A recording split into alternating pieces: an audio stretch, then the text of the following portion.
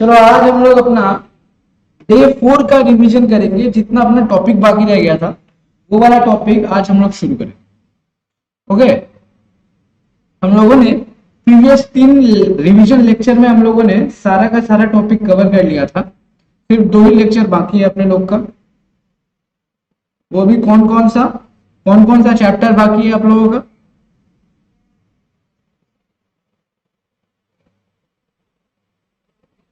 अगर तुम लोग नोट किया होगा तो तुम लोग का 2 चैप्टर हमने बाकी रखा था, जिसमें एक था क्लबिंग ऑफ इनकम और दूसरा था तुम्हारा डिडक्शन। यही तो आज अपने लोग क्लबिंग ऑफ इनकम और डिडक्शन वाला जो चैप्टर है उसको रिवाइज करेंगे और उसके बाद ही रिवीजन सीरीज को यही अंत करेंगे। ओके, एक बार जो जो हमारे रिवीजन लेक्चर में जुड़ रहा है एक बार चैट बॉक्स में रिस्पॉन्ड करो।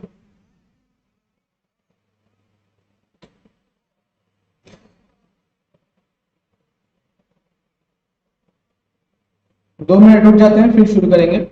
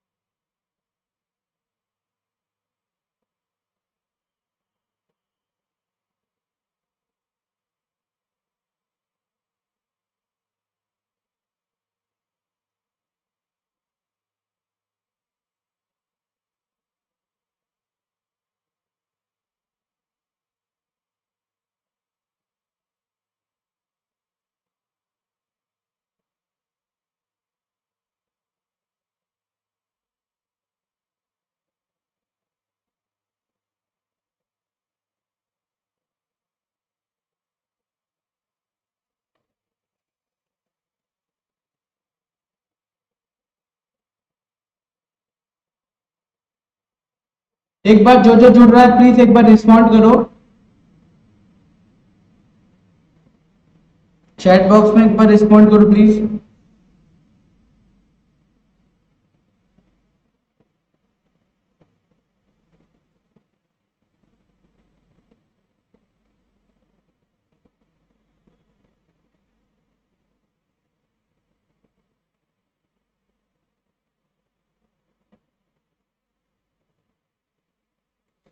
चलो फिर शुरू करते हैं अपना रिवीजन क्लास। आज का रिवीजन करने से पहले सबसे पहले बात मैं कुछ बता देना चाहता हूं, पहले वो सुन लो फिर रिवीजन शुरू करेंगे। सर सबसे पहला ये वाला रिवीजन किसके लिए है? ये वाला रिवीजन करेगा कौन सर? सर ये वाला रिवीजन जो है ये बीकॉम सेमेस्टर एग्जाम के लिए है। बीकॉम सेम 4 के एग्जाम के लिए रिवीजन सीरीज चल रहा है। ये सिर्फ उन स्टूडेंट के लिए है जिनका एग्जाम कुछ दिन बाद शुरू होने वाला है। दूसरा सर ये रिवीजन का मतलब ये नहीं है कि आप इसे देख के एग्जाम में जा सकते हैं। आप इसे देख के एग्जाम में मत जाइएगा, पहले आप एक बार पढ़ लीजिएगा। अगर आपने पढ़ा हुआ है तो ये आपको हेल्प प्रोवाइड करेगा। ओके, ये सिर्फ रिवीजन पर्पस के लिए है। किस पर्पस के लिए? रिवीजन।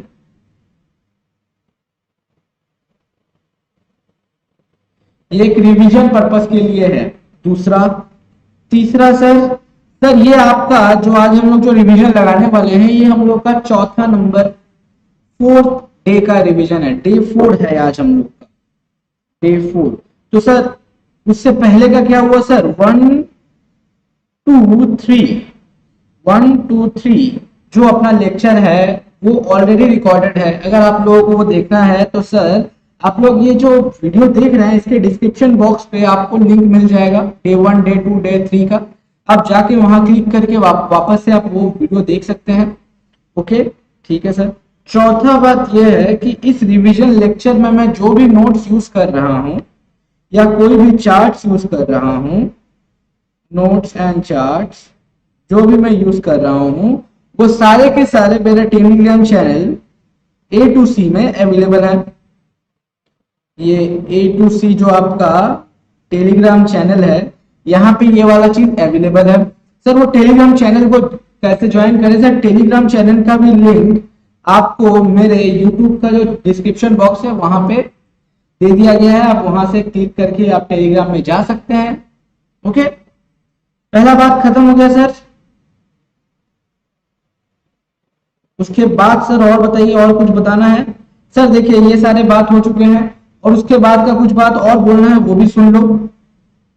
क्या बात है सर? आपने जो डे 1 और डे 2 से, डे 1 और डे 2 से जितना रिवीजन किया है, डे 1 और डे 1 से डे 3 तक जितना भी रिवीजन हुआ है, वो सारे के सारे क्वेश्चन जो आपको प्रैक्टिस करते हैं एग्जाम से पहले, वो सारे क्वेश्चन का लिस्ट आपको मेरे टेलीग्राम चैनल पे प्रोवाइड करा दिया गया है। प्लीज रिवीजन, ये जो रिवीजन कोर्स है, ये रिवीजन कोर्स कंप्लीट करने के बाद आप वो सारे क्वेश्चन जरूर कर लेना। अगर आप वो सारे क्वेश्चन कर लोगे तो इससे क्या होगा पता है? आपका सारा का सारा कॉन्सेप्ट जो टैक्सेशन में टेस्ट किया जाता है, वो सारे के सारे कॉन्सेप्ट आपके हो जाएंगे। ओके, तो कोई भी ऐसा सम नहीं रहेगा जो आप बना नहीं पाए। मैं क्या बोलना चाह रहा हूँ समझ आ रहा है आप लोग? तो सर सबसे पहले ये रिवीजन किसके लिए है? ये सेम 4 वाले लोग के लिए जिसका एग्जाम कुछ दिन बाद है, और जनरल ये CU के लिए है, कैलकाटा यूनिवर्सिटी। अगर कोई बच्चा और देख रहा है तो उसके लिए भी एप्लीकेबल है, कोई असुविधा नहीं है। सर ये रिवीजन है, रिवीजन पर्पस के लिए बनाया गया है। इसमें कोई आप ये नहीं सोचेगा कि ये रेगुलर कोर्स का ये सब्स्टिट्यूट है, नहीं सर ये नहीं है। डे 4 चल रहा है सर, 1 2 3 ऑलरेडी हो चुका है, वो वाला आपको वीडियो के डिस्क्रिप्शन बॉक्स में लिंक दे दिया गया है, वहां से आपको मिल सकता है। नोट्स एंड चार्ट्स आपको A2C वाला जो टेलीग्राम चैनल है वहां पे आपको मिल जाएगा। और अब हम लोग शुरू करते हैं अपना डिस्कशन, जिस डिस्कशन में हम लोग बात करने वाले हैं आज क्लबिंग ऑफ इनकम का। तो चलिए सर क्लबिंग ऑफ इनकम का कहानी शुरू करते हैं, और यहाँ पे देखते हैं क्या क्या कहानी इस पे दौड़ाया जा सकता है। अगर सर क्लबिंग ऑफ इनकम का बात किया जाए तो sir what do you mean by the clubbing of income? Clubbing of income का मतलब होता है एक SSC का इनकम दूसरे SSC के इनकम में जोड़ दिया जाना। क्या ये मिस्टेक, इसका इनकम इसके इनकम में जोड़ के इसको टैक्स देना पड़ना है। क्लबिंग ऑफ इनकम का प्रोविजन क्या बोलता है? क्लबिंग ऑफ इनकम का प्रोविजन ये बोला जाता है कि जब एक इंडिविजुअल का जो इनकम होता है वो किसी दूसरे इंडिविजुअल के इनकम के साथ जोड़ दिया जाता है, और दूसरा इंडिविजुअल उस पर्टिकुलर इनकम जो पहला इंडिविजुअल कमा रहा था उसके इनकम को उसे टैक्स देना पड़ता है। ओके, अगर इसका एग्जाम्पल पूछोगे तो सर इसका एग्जाम्पल बताइए। देखो इसका एग्जाम्पल एक बार ट्राई करता हूँ बताने का। देखो ये एक माइनर चाइल्ड है, ये कुछ हिसाब से पैसा कमा रहा है। Okay, he is earning some amount of money. तो सर ये तो 18 साल का तो है नहीं जो टैक्स देगा। तो सर इस केस में इस व्यक्ति का, इस बच्चे का जो टैक्स होगा ना, कौन देगा? इस व्यक्ति का टैक्स इसका गार्जियन देगा, उसका पेरेंट्स देगा। कौन देगा? उसका पेरेंट्स। तो सर यहाँ पे देखिए क्या हो रहा है। सर यहाँ पे ये देखा जा रहा है कि ये बच्चे का जो इनकम है उसका पेरेंट्स टैक्स दे रहा है। अल्टीमेटली इसे क्या कहा जाता है? इसे बोला जाता है सर क्लबिंग ऑफ इनकम, जिसमें एक व्यक्ति का इनकम दूसरे व्यक्ति के इनकम के साथ जोड़ दिया जाता है, और कोई दूसरा व्यक्ति इस इनकम पे, इस बच्चे ने जो इनकम कमाया है उस पर टैक्स भर रहा है। इसे हम लोग क्या बोलते हैं? इसे हम लोग बोलते हैं क्लबिंग ऑफ इनकम। ठीक है सर, ये क्लबिंग ऑफ इनकम में क्वेश्चन कैसा आता है? देखिए अगर आप बात करेंगे क्लबिंग ऑफ इनकम की, तो क्लबिंग ऑफ इनकम जो चैप्टर है इसमें सर आप लोगों का 5 मार्क्स का डायरेक्टली थ्योरी बहुत बार पूछा जा चुका है।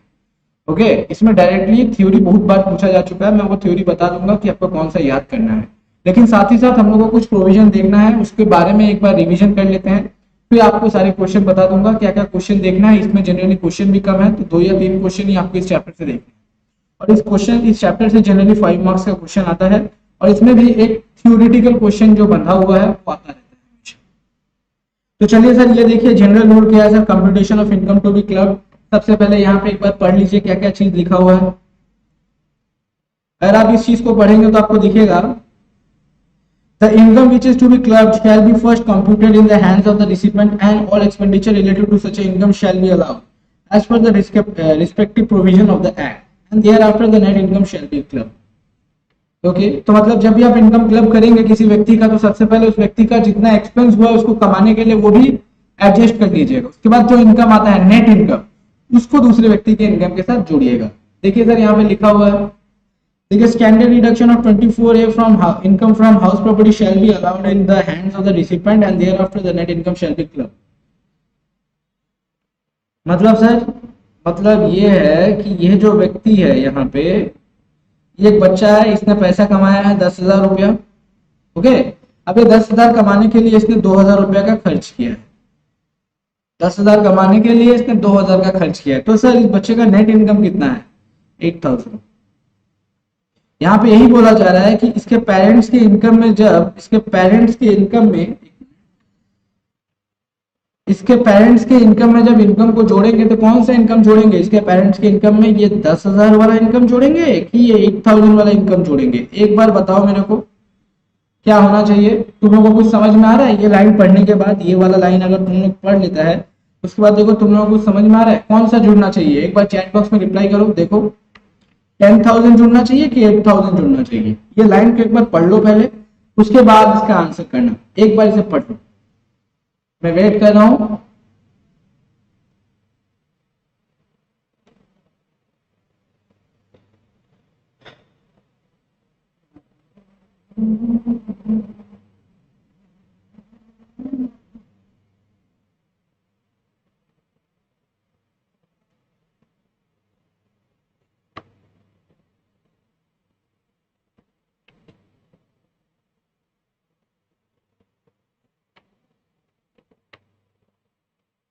बोलो बोलो, क्या होना चाहिए? 10,000 की 8,000?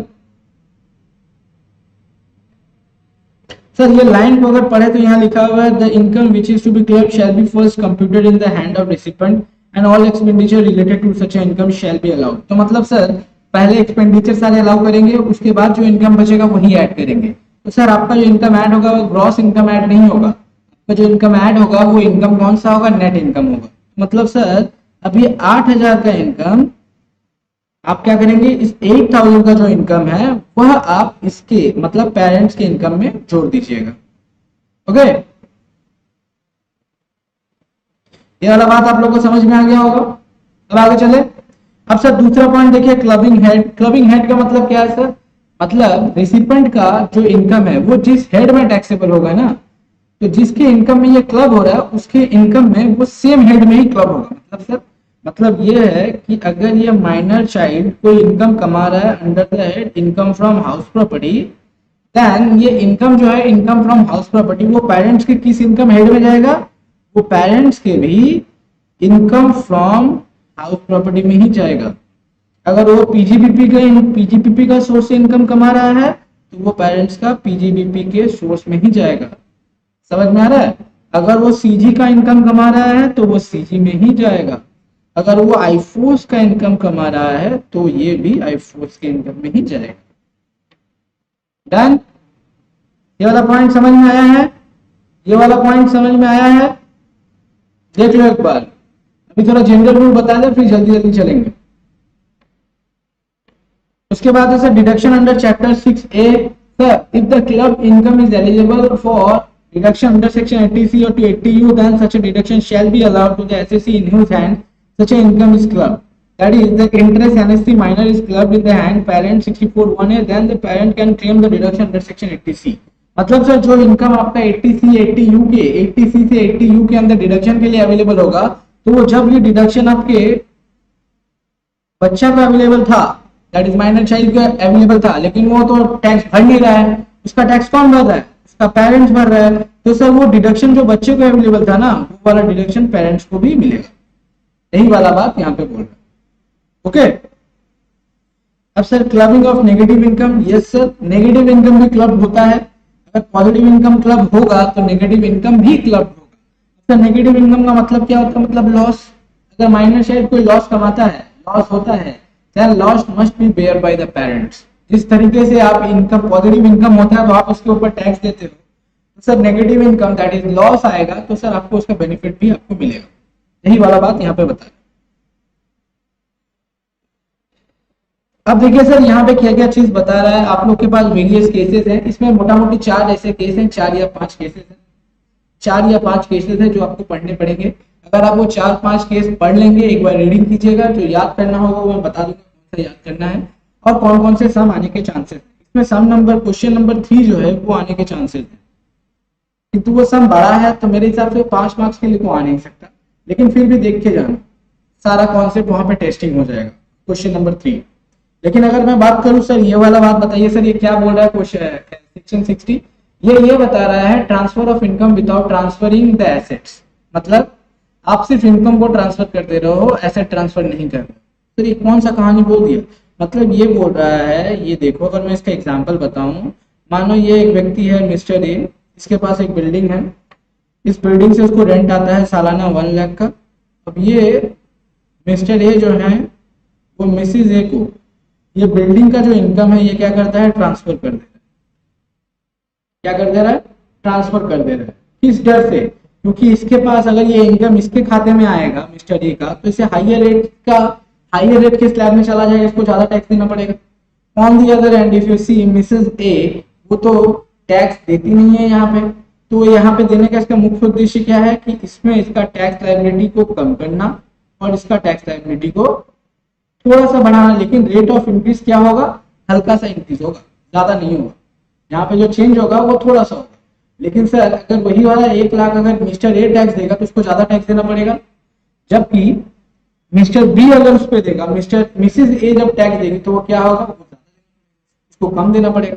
यही वाला बात बोल रहा है, ठीक। तो इस चीज से बचने के लिए क्या किया जाता है, कौन सा टेक्निक यूज किया जाता है, ये क्लबिंग वाला। इसमें क्या किया जाता है, without transferring the asset we transfer the income. एक बार पढ़ लो, देखो क्या लिखा हुआ है, where an income is transferred without transferring the asset yielding such a income, then income so transfer shall be clubbed in the hand of the transferor. मतलब सर ये देख के तो पता चल रहा है ये एक टूल है जिसमें टैक्स इवेजन की कोशिश किया जा रहा है, किसके द्वारा, मिस्टर ए के द्वारा।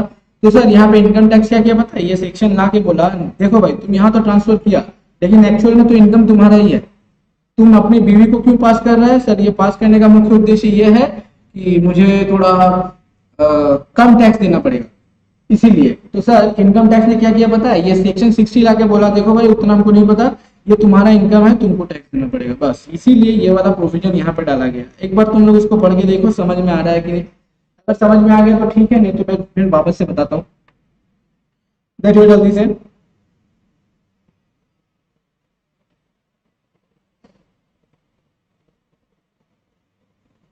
जल्दी से एक बार देखो फिर मैं आगे बढ़ूंगा। सर ये जो ट्रांसफर होता है ना, ट्रांसफर 2 टाइप का होता है, एक होता है सर रिवोकेबल, एक होता है इरिवोकेबल। क्या होता है, whether the transfer is revocable और नॉट, रिवोकेबल और इरिवोकेबल। रिवोकेबल का मतलब क्या होता है सर, ट्रांसफर किए हैं कभी भी वो ट्रांसफर रोक सकते हैं, मतलब मैं अपना गुड्स वापस ले सकता हूँ। रिवोकेबल का मतलब ये होता है, मतलब ये व्यक्ति है ना, जैसे हम लोग बचपन में करता था, बचपन में करता होगा ना तुम लोग, अपना सामान अपने दोस्त को दिया, एक बार दे दिया तो फिर झगड़ा होगा तो वापस मांग लेते, यही तो, एक बार दे दिए फिर झगड़ा होगा तो वापस मांग लेते। तो ये क्या था सर, ये था रिवोकेबल ट्रांसफर। क्या था, रिवोकेबल ट्रांसफर, मतलब सर एक बार आपने ट्रांसफर किया फिर आपने वापस ले लिया, इसे रिवोकेबल बोलते हैं। लेकिन जब अब तुम लोग बड़ा हो गया है तब तुम लोग को समझ में आ गया नहीं, जो एक बार दे दिया दे दिया, अब नहीं मांगना इससे, इसे हम लोग इरिवोकेबल बोलते हैं, जिसमें एक बार ट्रांसफर हो जाता है तो आप वापस से उसे ले नहीं सकते, इसे इरिवोकेबल बोलते हैं। वेरएस रिवोकेबल का मतलब बचपन याद कर लेना, जहाँ पे एक बार चला जाता था फिर झगड़ा कर लेते थे फिर वापस मांग लेते, मतलब एक बार ट्रांसफर हो गया तो वापस अपना गुड वापस ले लेते थे, उसे रिवोकेबल बोलते हैं, ठीक। यही वाला कहानी। और ये देखो सर इलस्ट्रेशन 1, एक बार इलस्ट्रेशन 1 तुम लोग पढ़ के देखना समझ में आता है कि नहीं। जो बात ऊपर में तुम लोग को सुनाए है ना, उसका ये सपोर्टिंग है, सपोर्टिंग सम है, सेक्शन 60 का ये सपोर्टिंग सम है। तो सर सेक्शन 60 क्या बोलता है, एक बार समराइज फॉर्म में बताते हैं, सुनो। समराइज फॉर्म में अगर सेक्शन 60 के बारे में बात किया जाए तो समराइज फॉर्म में 60 बोलता है कि अगर आपका कोई इनकम है जो आप ट्रांसफर करते हो किसी और व्यक्ति के पास, that income will be chargeable to the tax under the hand of in the hand of transfer। जो ट्रांसफर कर रहा है वो टैक्स देगा उस पर, ट्रांसफर के हाथ में कुछ भी टैक्सेबल नहीं है।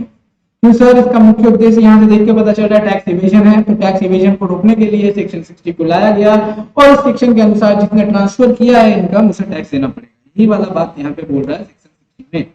अब सर यहाँ पे जो क्वेश्चन है वो एक बार देख लेना तुम लोग, मेरे हिसाब से ये मेरे लिए रेलिवेंट नहीं है डिस्कस करने का, ना ही ये आ सकता है कभी एग्जाम, ठीक है। एक बार पढ़ लो, देखो कुछ समझ में आया है कि नहीं, तो फिर मैं आगे बढ़ूंगा।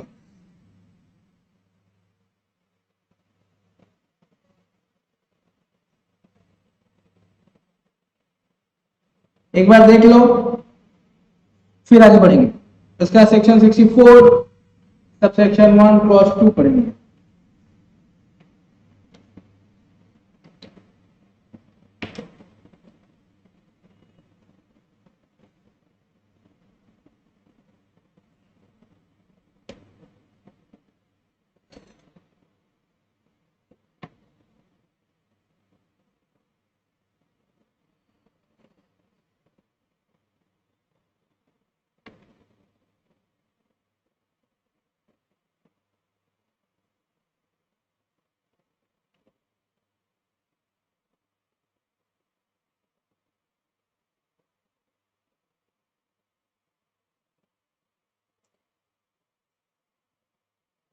देखो ये एक थ्योरेटिकल क्वेश्चन बनता है आपका, ये वाला सेक्शन 64 सब सेक्शन 1 क्लॉज 2, ये एक थ्योरेटिकल क्वेश्चन बन सकता है। तो ये थ्योरेटिकल क्वेश्चन एक बार पढ़ लेना जरूर। तो जैसे ये क्वेश्चन क्या बोलता है, थ्योरेटिकल क्वेश्चन ये क्या बोलता है सर, इसके ऊपर एक बार डिस्कशन कर लेते हैं। ये थ्योरेटिकल क्वेश्चन क्या बोलता है सुनिए पहले। ये हस्बैंड है, ये वाइफ है, ओके, ये हस्बैंड है, ये वाइफ है, और दोनों ही एक कंपनी में काम करता है, और इस कंपनी में दोनों का ही क्या है, सब्सटेंशियल इंटरेस्ट है। क्या है, सब्सटेंशियल इंटरेस्ट है। ये देखो एक बार यहाँ पे एक बार पढ़ लेते हैं, फिर आपको ये बता देता हूँ एग्जांपल। देख लो क्या क्या लिखा। The total income of an individual shall include income arising directly or indirectly to the spouse by way of salary, commission, fees, or any other remuneration, whether in cash or kind, from a concern in which such an individual has substantial interest. Sir ये substantial interest का मतलब क्या होता है, कभी नाम सुना है सब्सटेंशियल इंटरेस्ट का, बताओ।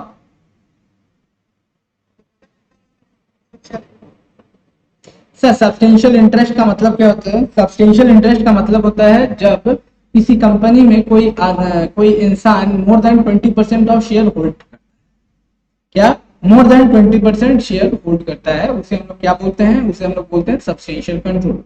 ठीक है। Tax point any other income which is not specified above, even if it accrues to the spouse from the concern in which the assessee has substantial interest shall not be clubbed.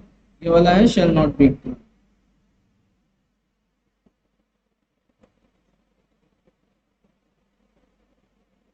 मतलब sir ये वाला जितना income यहाँ बोला है, salary, commission, fees और any other remuneration whether in cash or kind from the company in which such a company है, ये सिर्फ कंपनी का केस बता रहा है, याद देख लो, ये सिर्फ कंपनी का केस बता रहा है।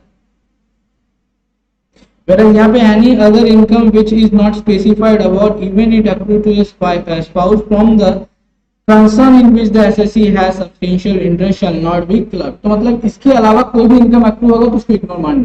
ठीक है, खत्म हो गया। सब्सटेंशियल इंटरेस्ट का मतलब क्या होता है सर, देखिए इन केस ऑफ कंपनी जहां पे more than 20% of share holder करते हो, और अदर केस में आप 20% से ज्यादा प्रॉफिट में आपकी हिस्सेदारी है, इसे हम लोग क्या बोलते हैं, सब्सटेंशियल इंटरेस्ट। ठीक है सर। अब उसके बाद क्या बात बोलता है, एक्सेप्शन देखिए। अब एक्सेप्शन क्या है, यहाँ पे सेंस लगाना है थोड़ा सा, यहाँ पे थोड़ा सा सेंस लगाइएगा। चलिए एक बार डिस्कशन कर लेते हैं, फिर आपको सेंस लगा। सुनिए, यहाँ पे अगर बोला जाए ये जो है हस्बैंड, इस हस्बैंड का इस कंपनी में 20% से ज्यादा का कंट्रोल है, मतलब इसका सब्सटेंशियल इंटरेस्ट है। सब्सटेंशियल इंटरेस्ट का मतलब काफी पावर है, काफी हद का पावर है उसके पास। अब ये बताओ ये क्या चाहेगा, अगर कंपनी इससे ज्यादा सैलरी देगा, सोच के बताओ, कंपनी इससे अगर ज्यादा सैलरी देगा तो ये व्यक्ति को किस रेट पे टैक्स देना पड़ेगा, हाइयर रेट पे, यस और नो, हाइयर रेट पे टैक्स देना पड़ेगा।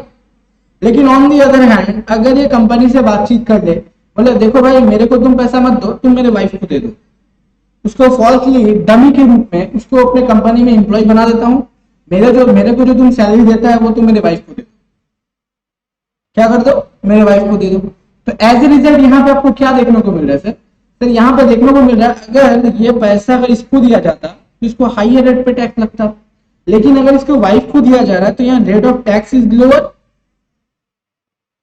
क्या हो रहा है, यहाँ पे जो टैक्स रेट है वो कंपैरेटिवली लोअर हो रहा है। तो सर इस चीज को, ये वाला जो चीज है ना, यहाँ पे आपको क्या दिख रहा है, यहाँ पे नुकसान किसका हो रहा है, देख के बताओ, इस जगह पे नुकसान किसका हो रहा है सर, इस जगह पे नुकसान हो रहा है गवर्नमेंट का, रेवेन्यू का। क्यों sir, government will get less revenue as a tax, government का टैक्स रेवेन्यू यहाँ पे कम हो रहा है। अब इस चीज को कंट्रोल करने के लिए इस सेक्शन को लाया गया है। इसमें यह बोला जाता है जब भी कभी किसी कंपनी में दोनों जन का या किसी एक जन का सब्सटेंशियल इंटरेस्ट हो तो दूसरा व्यक्ति को जो पैसा मिलता है वो किसकी इनकम में क्लब हो जाएगा, किसके, हस्बैंड के इनकम में या वाइफ के इनकम में क्लब हो जाएगा। सर इसके लिए कंडीशन क्या है, इसके लिए कंडीशन ये है कि ये जो वाइफ है, यहाँ पे मैं वाइफ का एग्जांपल ले रहा हूँ, एक्चुअली यहाँ पे वाइफ नहीं स्पाउस है, तो मतलब दोनों में से कोई भी हो सकता है, चाहे हस्बैंड हो या वाइफ। यहाँ पे मैं वाइफ लेके बात कर रहा हूँ, स्पाउस, ठीक है, स्पाउस ही बोलता हूँ। चलो अब जब स्पाउस जो है अगर उसके पास कोई प्रोफेशनल क्वालिफिकेशन नहीं है, कोई टेक्निकल नॉलेज नहीं है, In spite of that, he is getting a sum, he is or she is getting some amount of salary from the company, then that income will be chargeable to the tax under the head his other spouse. यही वाला बात यहाँ पे बताने का कोशिश किया जा रहा है। तुम लोग यहाँ पे पढ़ के एक बार देख लो क्या लिखा हुआ है, तुम लोग एक बार यहाँ पे पढ़ लो। ये पूरा थ्योरेटिकल क्वेश्चन है और इस थ्योरेटिकल क्वेश्चन में आप लोगों को हर बार ये लिखना पड़ेगा सर, जितना लिखा हुआ है ना वो लिखना पड़ेगा। देखो technical and professional qualification, whether the husband and wife have substantial interest in a company, यहाँ पे चीज लिखा हुआ है। बाकी ये सब पूरा का पूरा थ्योरेटिकल क्वेश्चन है, एक बार पढ़ लेना आप लोग इसको, ठीक है, एक बार इसको पढ़ लेना। अगर नहीं समझ में आता है तो सर इसके बाद में एक क्वेश्चन भी दिया हुआ है, ये क्वेश्चन नंबर 2, ये अपने लोग अपना क्लास में सॉल्व किया था। तुम लोग एक बार इसको पढ़ लेना, जिसको इसको समझ में आता है ओके, अगर नहीं समझ में आया ना तो एक बार मेरे को बोलना, ठीक है, एक बार मेरे को बोलना, मैं तुम लोग को अलग से समझा दूंगा इसको। आप लोग तो ग्रुप में ज्वाइन कर ही गए हो, तो टेलीग्राम में बोलना, मैं कुछ नोट्स अलग से बना दूंगा जिसमें कुछ डायग्राम वायग्राम बना के तुमको ये समझा दूंगा, ठीक है सर। यही वाला कहानी है सर, देखिए यहाँ पे ये वाला कहानी बन रहा है सर। यहाँ पे एक चीज बताइए, यहाँ पे तो सब कुछ ठीक लग रहा है, अगर वाइफ का, यहाँ पे जो देखो ये स्पाउस है, अगर स्पाउस का आपके पास टेक्निकल नॉलेज है और स्पाउस का टेक्निकल नॉलेज है, प्रोफेशनल नॉलेज है, तो सर वो सब्सटेंशियल हो या ना हो तो भी तो उसको सैलरी मिलेगा, तो सर वो जेन्युइन केस हो जाएगा। ये देखो इधर आओ, एक एग्जांपल लेके बताने का कोशिश कर रहा हूँ, देखो तुम लोग को समझ में आता है कि नहीं, ठीक है। ये है हस्बैंड, ये है वाइफ, मान लेते हैं वाइफ का सब्सटेंशियल कंट्रोल है, क्या है, सब्सटेंशियल कंट्रोल है इस कंपनी में, ओके। वाइफ को सैलरी मिलता है 7 लाख, पैकेज है इसका 7 लाख का, और हस्बैंड जो है उनके पास कोई स्पेसिफिक टेक्निकल या प्रोफेशनल नॉलेज नहीं है, स्पेसिफिक प्रोफेशनल टेक्निकल नॉलेज नहीं है, लेकिन फिर भी वो कंपनी से क्या ड्रॉ कर रहा है, सैलरी ड्रॉ कर रहा है 5 लाख, ठीक है। वो अपने दम पे पैसा नहीं कमा रहे, उसके पास कोई स्पेसिफिक नॉलेज नहीं है, फिर भी वो पैसा कमा रहा है सर। अब देखिए ये केस क्या दिखाता है, ये केस सर जेन्युइनली दिखाता है कि सर ये जो फीस है ना, एक्चुअल में ये इनकम 12 लाख इसका है, लेकिन ये अपना टैक्स रेट को कम करने के लिए अपने हस्बैंड को भी 5 लाख ट्रांसफर करते हैं। सोच के बताओ यहाँ पे जो टैक्स रेट लगेगा वो अलग अलग हो जाएगा ना दोनों के केस में। देखो ये 5% और 20% का स्लैब में रहेगा, ये सर सिर्फ 5% के स्लैब में रहेगा, यही तो। लेकिन अगर 12 लाख हो जाता है तो सर ये अकेले इसको ज्यादा टैक्स देना पड़ता। अब समझ में आ गया क्या मैं बताना चाह रहा हूं यहाँ पे, पहला पॉइंट ये कवर हुआ। ये था सर क्या, ये था सर क्लबिंग ऑफ इनकम का 60, सेक्शन 64 सबसेक्शन 1 क्लॉज 2, यहाँ पे ये बताया जा रहा है। ये सर पहला केस है सर। दूसरा केस, दूसरा केस में मानो ये कंपनी है, ये वाइफ है, ये हस्बैंड है। अब दोनों के पास ही क्या है पता है, दोनों के पास ही प्रोफेशनल क्वालिफिकेशन है। अब दोनों ही सैलरी ड्रॉ कर रहा है कंपनी, दोनों ही सैलरी ड्रॉ कर रहा है, इसको भी 8 लाख मिल रहा है, इसको भी 8 लाख मिल रहा है। अब ये बताओ तुम लोग अपने हिसाब से सोच के बताओ, ये 8 लाख के ऊपर टैक्स कौन देगा और इसके 8 लाख के ऊपर टैक्स कौन देगा, सोच के बताओ। तो एक मिनट, 8 लाख है ना, तो बताने के लिए थोड़ा सुविधा कर लेते हैं, इसको 9 लाख कर देते हैं। अब ये बताओ 8 लाख पे टैक्स कौन देगा, 9 लाख पे टैक्स कौन देगा, एक बार सोच के बताओ। इस पे कौन टैक्स देगा बताओ, और इस पे कौन टैक्स देगा ये बताओ। दोनों के पास ही प्रोफेशनल क्वालिफिकेशन है। सोचना ठीक से, उसके बाद आंसर देना। अगर समझ में आएगा ये वाला, अगर इसका आंसर करेक्ट आता है तो ठीक है, वरना वापस से फिर समझाऊंगा।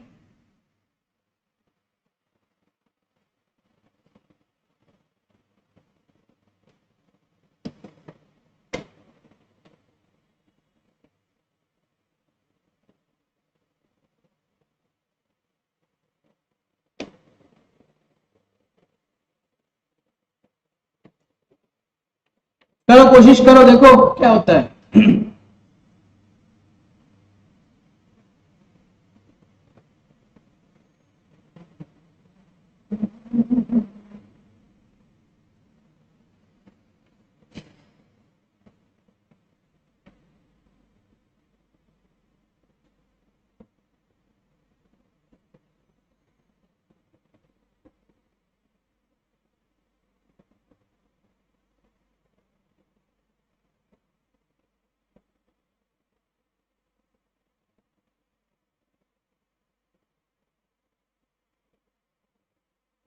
नहीं समझ में आया? ये देखो क्या है, क्या सुनो, इस जगह पे तो दिख रहा है कि सर यहाँ पे टैक्स इवेजन का केस है, ये वाला बात समझ में आया? तो यहाँ पे टैक्स इवेजन का केस दिख रहा है, सर यहाँ पे टैक्स इवेजन का केस दिख रहा है, ये तो समझ में आ गया होगा मोस्ट प्रोबेबली। लेकिन सर ये जगह पे देखिए, ये तो जेन्युइन केस है ना,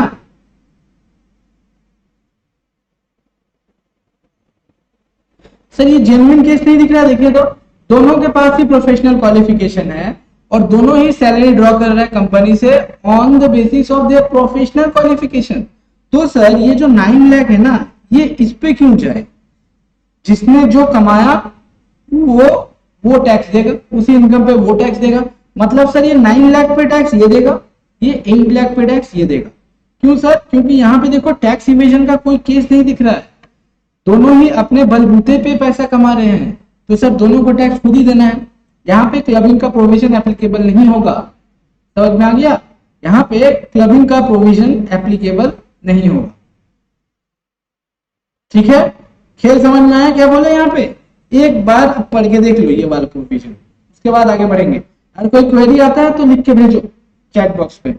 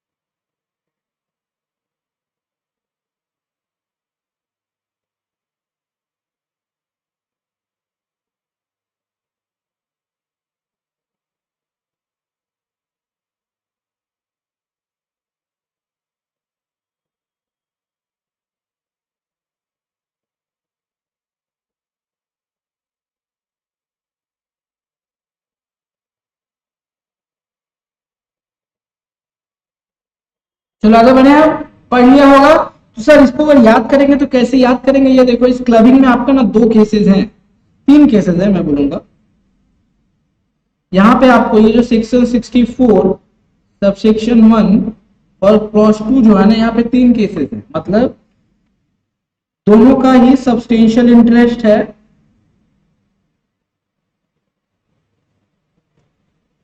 सब्सटेंशियल इंटरेस्ट किसका है? बोथ का ही सब्सटेंशियल इंटरेस्ट है और किसी एक के पास क्वालिफिकेशन है। देख लो यहाँ पे क्या है, सब्सटेंशियल इंटरेस्ट दोनों का है। तो सर अगर सब्सटेंशियल इंटरेस्ट दोनों का होगा तो केस ये बन सकता है। देखो तो एक मिनट रुक जाओ थोड़ा सा। तो सर ये पॉसिबल है कि दोनों का सब्सटेंशियल इंटरेस्ट दोनों का है, दोनों का है। तो ये भी पॉसिबल हो सकता है कि किसी एक जन के पास प्रोफेशनल क्वालिफिकेशन है या बोथ के पास ही प्रोफेशनल क्वालिफिकेशन है।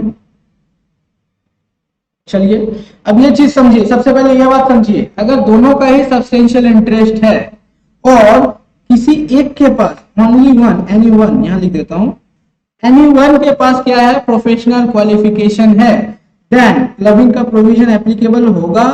यस होगा सर। क्यों? क्योंकि यहाँ पे चोरी का चांसेस बढ़ रहा है, दोनों का सब्सटेंशियल इंटरेस्ट है, लेकिन सर क्वालिफिकेशन एक जन का ही है, तो सर यहाँ चोरी का केस दिखता है। लेकिन ऑन दी अदर हैंड दोनों का ही सब्सटेंशियल इंटरेस्ट है और दोनों का ही प्रोफेशनल क्वालिफिकेशन है, तब सर यहाँ चोरी नहीं दिखता। ये तो सर ये लोग अपने बलबूते पे पैसा कमा रहा है, तब यहाँ पे नो क्लबिंग, क्लबिंग का प्रोविजन यहाँ पे एप्लीकेबल नहीं होगा। ये वाला बात यहाँ बताया। ये सब्सटेंशियल इंटरेस्ट अगर दोनों का हुआ तो, अगर सिंगल भी हुआ तो भी सर यही अवस्था चलेगा। एक जन का सब्सटेंशियल इंटरेस्ट हुआ तो भी यही चलेगा सर, ठीक है? अब देखो यहाँ पे मैं क्या बता रहा हूं, प्रोफेशनल क्वालिफिकेशन दोनों का है। अब मान लेते हैं इस जगह पे सब्सटेंशियल जो इंटरेस्ट है वो किसी एक व्यक्ति का है, एनी वन। तो सर क्या होगा? कुछ नया केस है? नहीं सर, सेम रहेगा। ये जो चीज है ना, ये वाला जो स्कीम है, ये वाला वापस से यहाँ कॉपी हो जाएगा सेम। तो सर इसको ऐसे लिख दीजिए ना, एक मिनट इसको ठीक कर देते हैं। तो सर आप लोग इसको ऐसे लिख दीजिए, ये रहा और ये रहा, ये देखो सेम एक ही रहेगा। लेकिन सर अगर एक केस बन सकता है, कोई एक ऐसा केस बन सकता है जहां पे प्रोफेशनल क्वालिफिकेशन एक जन के पास था तो क्लबिंग प्रोविजन लगा, जब 2 जन के पास था तो नहीं लगा। अगर मानिए सर 2 जन के पास ही प्रोफेशनल क्वालिफिकेशन नहीं है तो प्रोफेशनल क्वालिफिकेशन किसी के पास भी नहीं है, तब सर तब भी सर क्लबिंग का प्रोविजन नहीं लगेगा। क्यों सर? क्योंकि तब चोरी कौन करेगा सर? अगर तब चोरी कौन करेगा? किसी के पास भी क्वालिफिकेशन नहीं है, दोनों ऐसे ही पैसा कमा रहा है, तो सर क्लबिंग का प्रोविजन यहाँ पे भी नहीं लगेगा। क्लबिंग का प्रोविजन कब लगेगा? जब एक जन क्वालिफाइड हो और एक जन नहीं हो, तब जाके ये क्लबिंग का प्रोविजन लगेगा। और यही सर आपको इस तरीके से याद करना पड़ेगा, सेक्शन 64(1) क्लॉज 2 देख लीजिए। अब चलिए आगे। उसके बाद सर यहाँ पे है इनकम फ्रॉम एसेट ट्रांसफर। ये सर एसेट ट्रांसफर का केस है। कौन सा है? एसेट ट्रांसफर का केस, जिसमें हम लोग इनकम नहीं ट्रांसफर करते, जिसमें हम लोग एसेट ही ट्रांसफर करते हैं। और एसेट ट्रांसफर करने का मुख्य उद्देश्य अगर टैक्स इवेजन है तो क्लबिंग प्रोविजन लगेगा। लेकिन कुछ कुछ ऐसे जेन्युइन केस होते हैं जहां पे आपको एसेट ट्रांसफर करने पड़ते हैं, चोरी के लिए नहीं, लेकिन वो जेन्युइन कॉज होता है। जैसे सर ये देखिए यहाँ पे लिखा हुआ है, जहां पे आप एसेट ट्रांसफर कर रहे हो विथ एडुकेट कंसिडरेशन, मतलब आप लमसम अच्छा खासा पैसा दे रहे हो, मतलब अच्छा खासा पैसा ले रहे हो उस एसेट को ट्रांसफर करने के लिए, देन प्रोविजन नहीं लगेगा। ये रहा सर। उसके बाद transfer is under the agreement to live apart, मतलब अलग हो गए हो हस्बैंड वाइफ, तब। और ये ट्रांसफर किसको हो रहा है सर? स्पाउस को हो रहा है, नोट कर लीजिए, स्पाउस को हो रहा है ये ट्रांसफर। और लास्ट वाला where the asset is transferred is house property. तो सर अगर हाउस प्रॉपर्टी का आ गया तो यहाँ सेक्शन 27 लग जाएगा, जिसे हम लोग बोलते हैं डीम्ड ऑनर का प्रोविजन, जहां पे आपका हाउस प्रॉपर्टी में भी ये क्वेश्चन बनता है 5 मार्क्स का, डीम्ड ऑनर का। ठीक है, देख लो ये वाला। यहाँ पे क्या ट्रांसफर हो रहा है सर? यहाँ पे ट्रांसफर हो रहा है एसेट, यहाँ पे ट्रांसफर हो रहा है एसेट। और एसेट ट्रांसफर का मुख्य उद्देश्य क्या क्या नहीं होना चाहिए? ये 3 उद्देश्य नहीं होना चाहिए।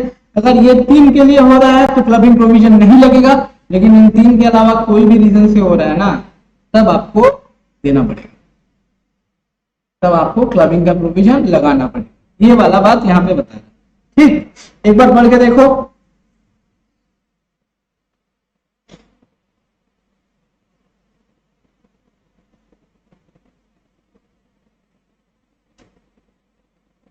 एक बार इसे पढ़ लो, फिर आगे बढ़ते हैं।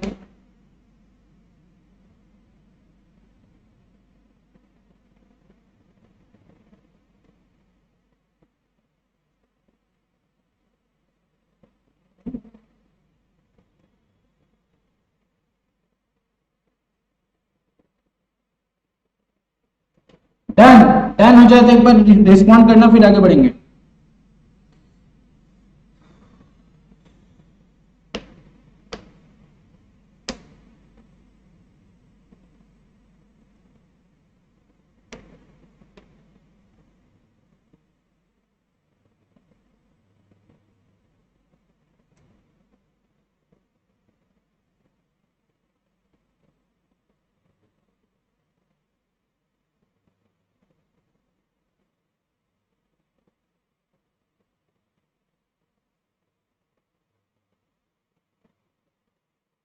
चले आगे फिर।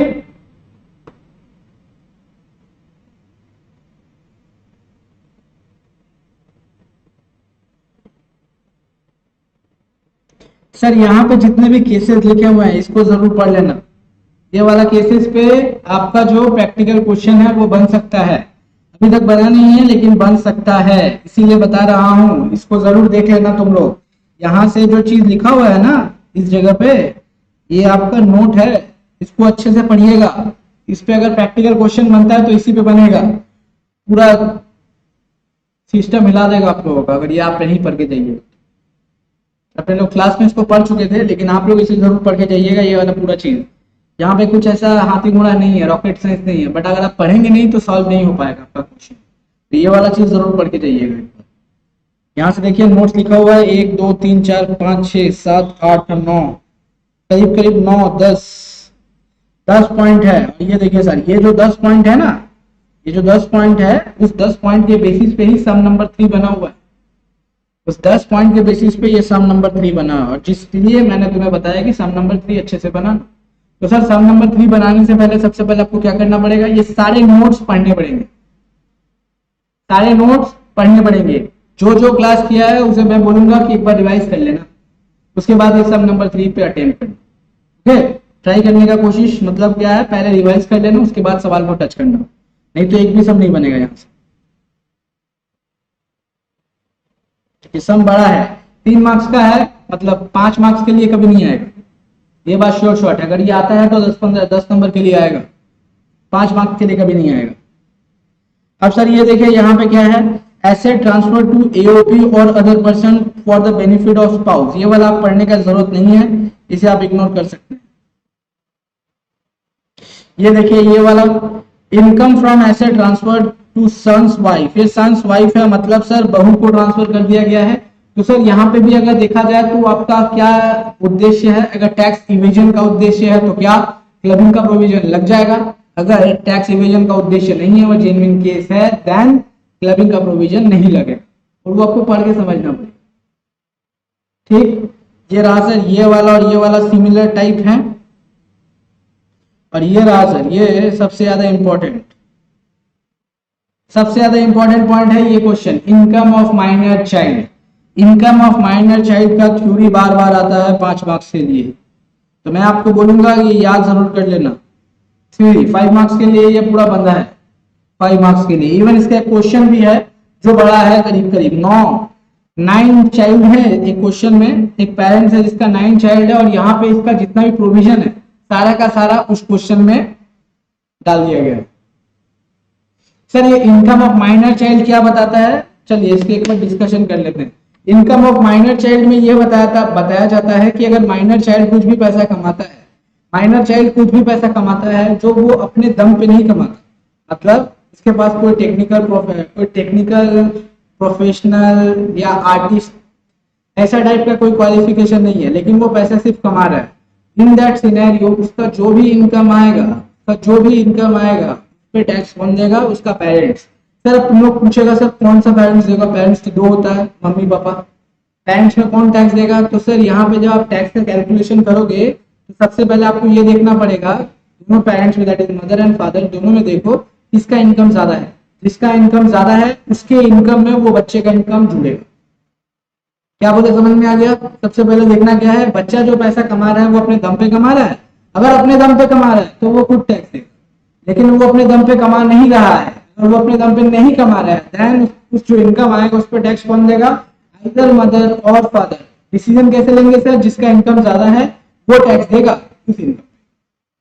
समझ में आ गया, जिसका इनकम ज्यादा है वो टैक्स देगा उस इनकम पे। लेकिन when the marriage does not subsist between the parents, अगर दोनों के बीच में मैरिज नहीं, मतलब मम्मी और पापा के बीच में मैरिज नहीं रहता, किसी भी कारणवश क्या हो गया, दोनों अलग हो गए हैं, देन क्या होगा, तब क्या किया जाएगा, तब ये देखा जाएगा बच्चा किसके पास है, जिसके पास रहेगा उसके इनकम में उस बच्चे का इनकम को जोड़ दिया जाए। ठीक है, थ्योरेटिकल क्वेश्चन में ये सारे के सारे पॉइंट आपके कवर होने चाहिए। थ्योरेटिकल क्वेश्चन में आपके सारे के सारे पॉइंट कवर होने चाहिए। ये देखिए यहाँ पे सब कुछ लिखा गया है। When marriage succeed with the income of that parent whose total income exclude this income is greater, इस इनकम को छोड़ के आप टोटल इनकम कैलकुलेट कीजिए, देखिए वो ज्यादा किसका ज्यादा है, जिसका ज्यादा उसमें जोड़ दीजिए। लेकिन अगर मैरिज सब्सिड नहीं करता है तो with the income the parent who maintains the minor child in the previous year, जिसके पास वो बच्चा है प्रीवियस ईयर में, उसके इनकम में से जोड़। अब एक्सेप्शन दिया हुआ सर, ये रहा एक्सेप्शन, आपको लिखना पड़ेगा, और एक्सेप्शन बार बार पूछता है, लीजिए।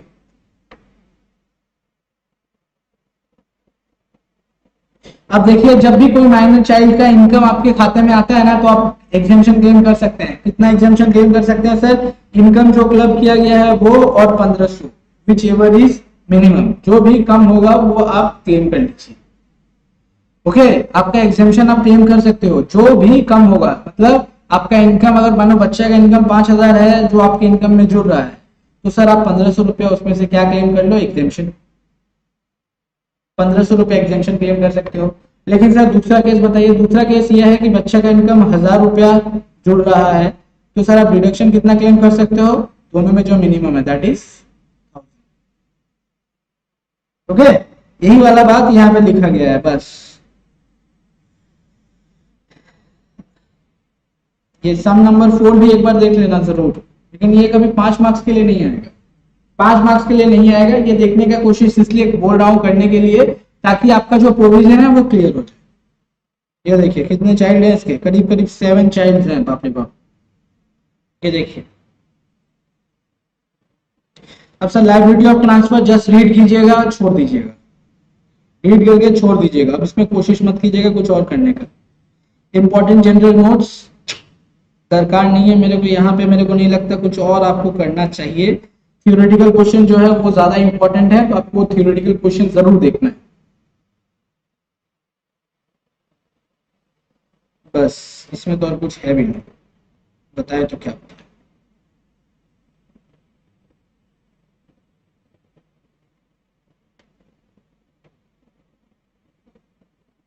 देख लेते हैं क्या है।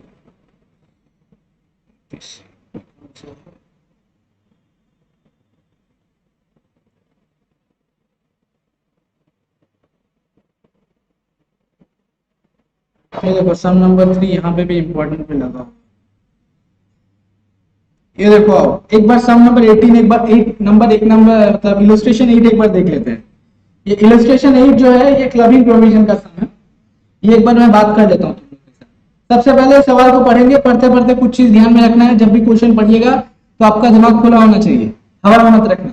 देखिए सर क्या बोल रहा है, from the particular given below compute the total income of mister Balram Mahato for the assessment year. किसका इनकम कैलकुलेट करना है सर, बलराम महतो, ठीक है। अब देखिए इनकम फ्रॉम बिजनेस ये 1,08,000 आ रहा है, किस सोर्स में जाएगा सर, पीजीबीपी में जाएगा। Income from minor son singer by profession, देखो सर ये माइनर सन जो पैसा कमा रहा है वो क्या है, अपने बलबूते पे कमा रहा है, कॉमन सेंस का बात है। वो जो पैसा कमा रहा है बच्चा वो किस अपने बलबूते पे कमा रहा है, तो सर उस पर टैक्स कौन देना चाहिए, किसको, उसके इनकम पे। ये जो इनकम कमाएगा 15,000 उस पर टैक्स किसको देना चाहिए सर, माइनर चाइल्ड को देना चाहिए मोस्ट प्रोबेबली, क्यों, क्योंकि वो अपने बलबूते पे कमा रहा है। विनिंग फ्रॉम लॉटरी ग्रॉस, अब विनिंग फ्रॉम लॉटरी है कितना 8,500, कौन जीता है ये भी देख लो। Ticket purchase in the name of the mister M Mahato minor daughter, mister M Mahato का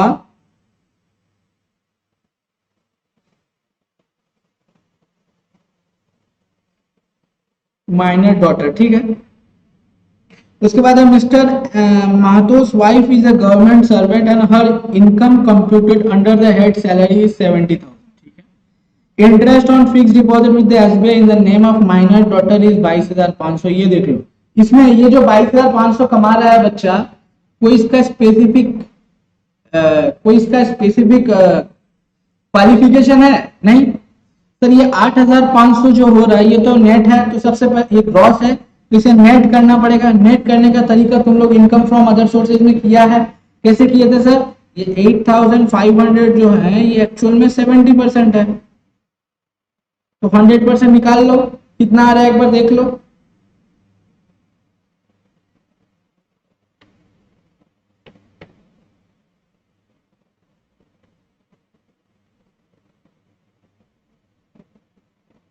क्या हो गया,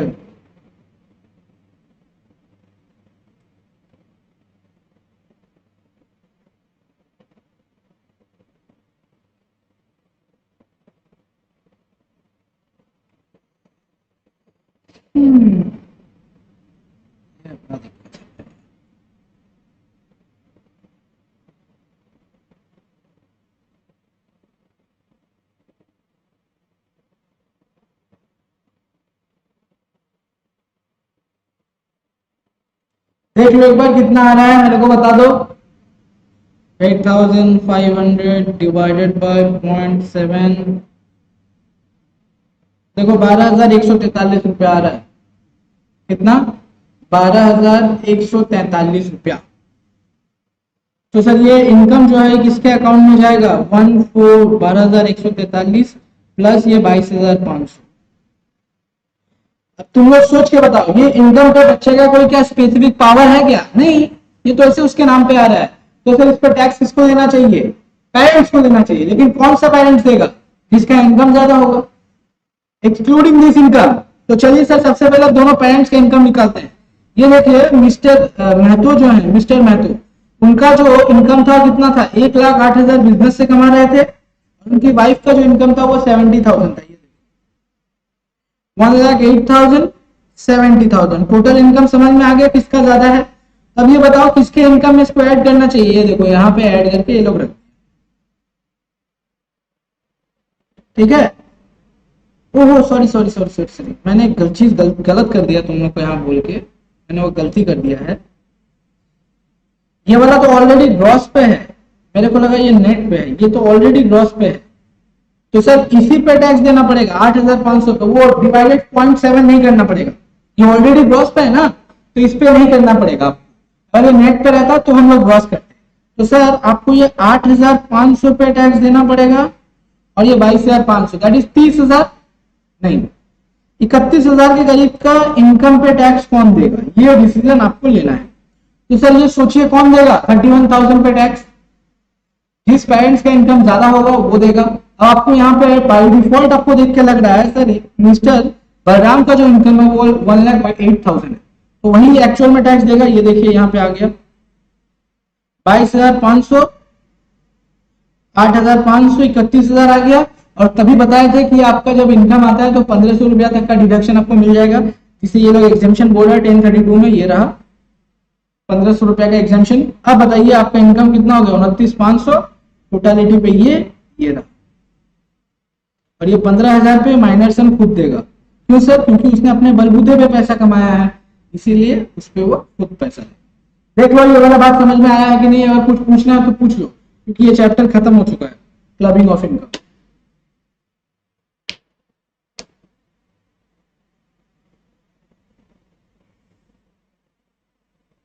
देख लो कुछ समझ में आया है कि नहीं। अगर नहीं समझ में आया तो पूछो, फिर से बताता हूँ।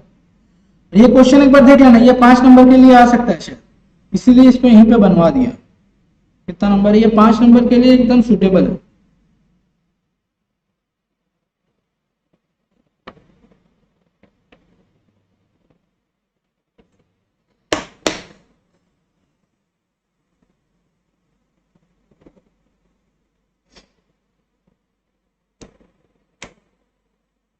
चलो फिर अब एक नया चैप्टर शुरू करते हैं।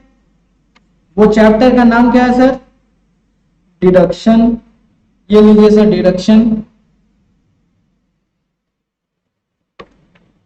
एक बार तुम लोग सेट ऑफ कैरिड फॉरवर्ड अच्छे से देख लो, फिर मैं डिडक्शन शुरू करता हूं। ओके, एक बार देख लो, फिर मैं ये सब कहानी तुम लोग को बताना फिर से शुरू। तब तक 1 मिनट का ब्रेक ले लो। 1 मिनट का ही है, ज्यादा मत ले लेना।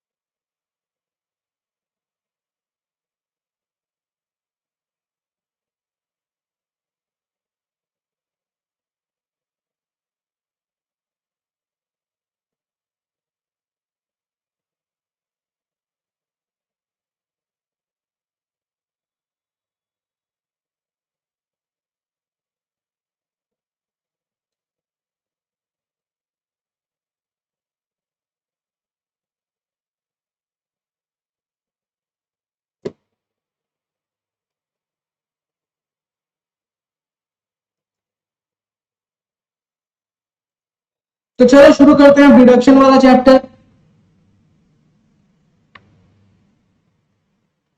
ये रहा सर आपका डिडक्शन वाला चैप्टर। सर डिडक्शन वाले चैप्टर में कोई थ्योरी आ सकता है? यस सर, इस चैप्टर में एक थ्योरी आ सकता है जो 2-3 मार्क्स के लिए पूछा जा सकता है।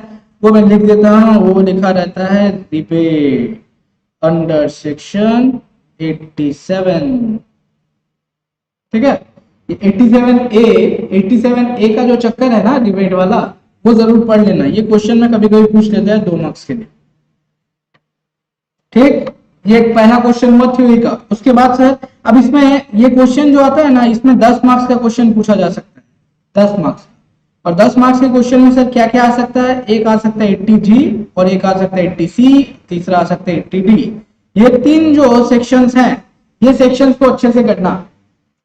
ये 3 जो सेक्शंस हैं इसे अच्छे से करना, क्योंकि ये 10 मार्क्स के लिए आ सकते हैं। और इस टर्म में मेरे को जितना लगता है ये 80G और 80C ये दोनों में से कोई आएगा जरूर।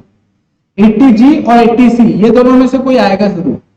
तुम लोग को इसका जो क्वेश्चन प्रैक्टिस करना है वो मैं टेलीग्राम ग्रुप में लिख दूंगा, कुछ क्वेश्चन अभी डिस्कस कर भी दूंगा।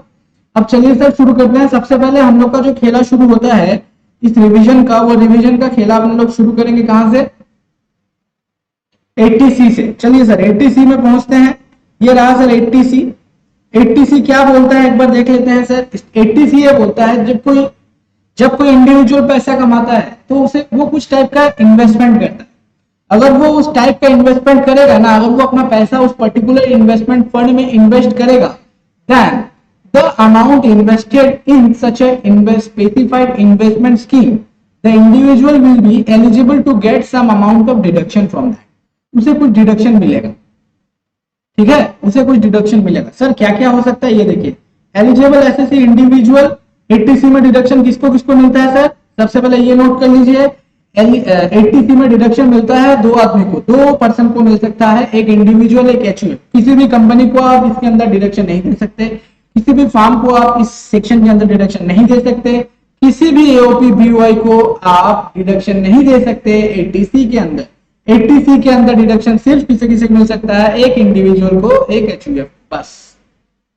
ओके, अब आगे चलिए सर। मैक्सिमम डिडक्शन कितना अलाउड है? 1.5 लाख। आप मतलब मैक्स टू मैक्स इस सेक्शन के अंदर 1,50,000 का ही डिडक्शन, दैट इज 1,50,000 का ही डिडक्शन क्लेम कर सकते हैं।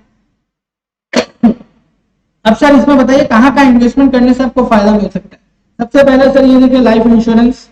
Life insurance premium in case of individual self spouse children. ठीक है, अगर आप लाइफ इंश्योरेंस प्रीमियम देते हैं, किसका? अपना देते हैं, सेल्फ का, स्पाउस का, चिल्ड्रन का, तो सर आपको डिडक्शन मिल जाएगा। Life insurance premium for in case of HUF, और एचयूएफ होता है तो एनी मेंबर ऑफ एचयूएफ का देगा। तो सर अगर मैं लाइफ इंश्योरेंस प्रीमियम अगर पे करता हूं तो मुझे 80C में डिडक्शन मिलेगा?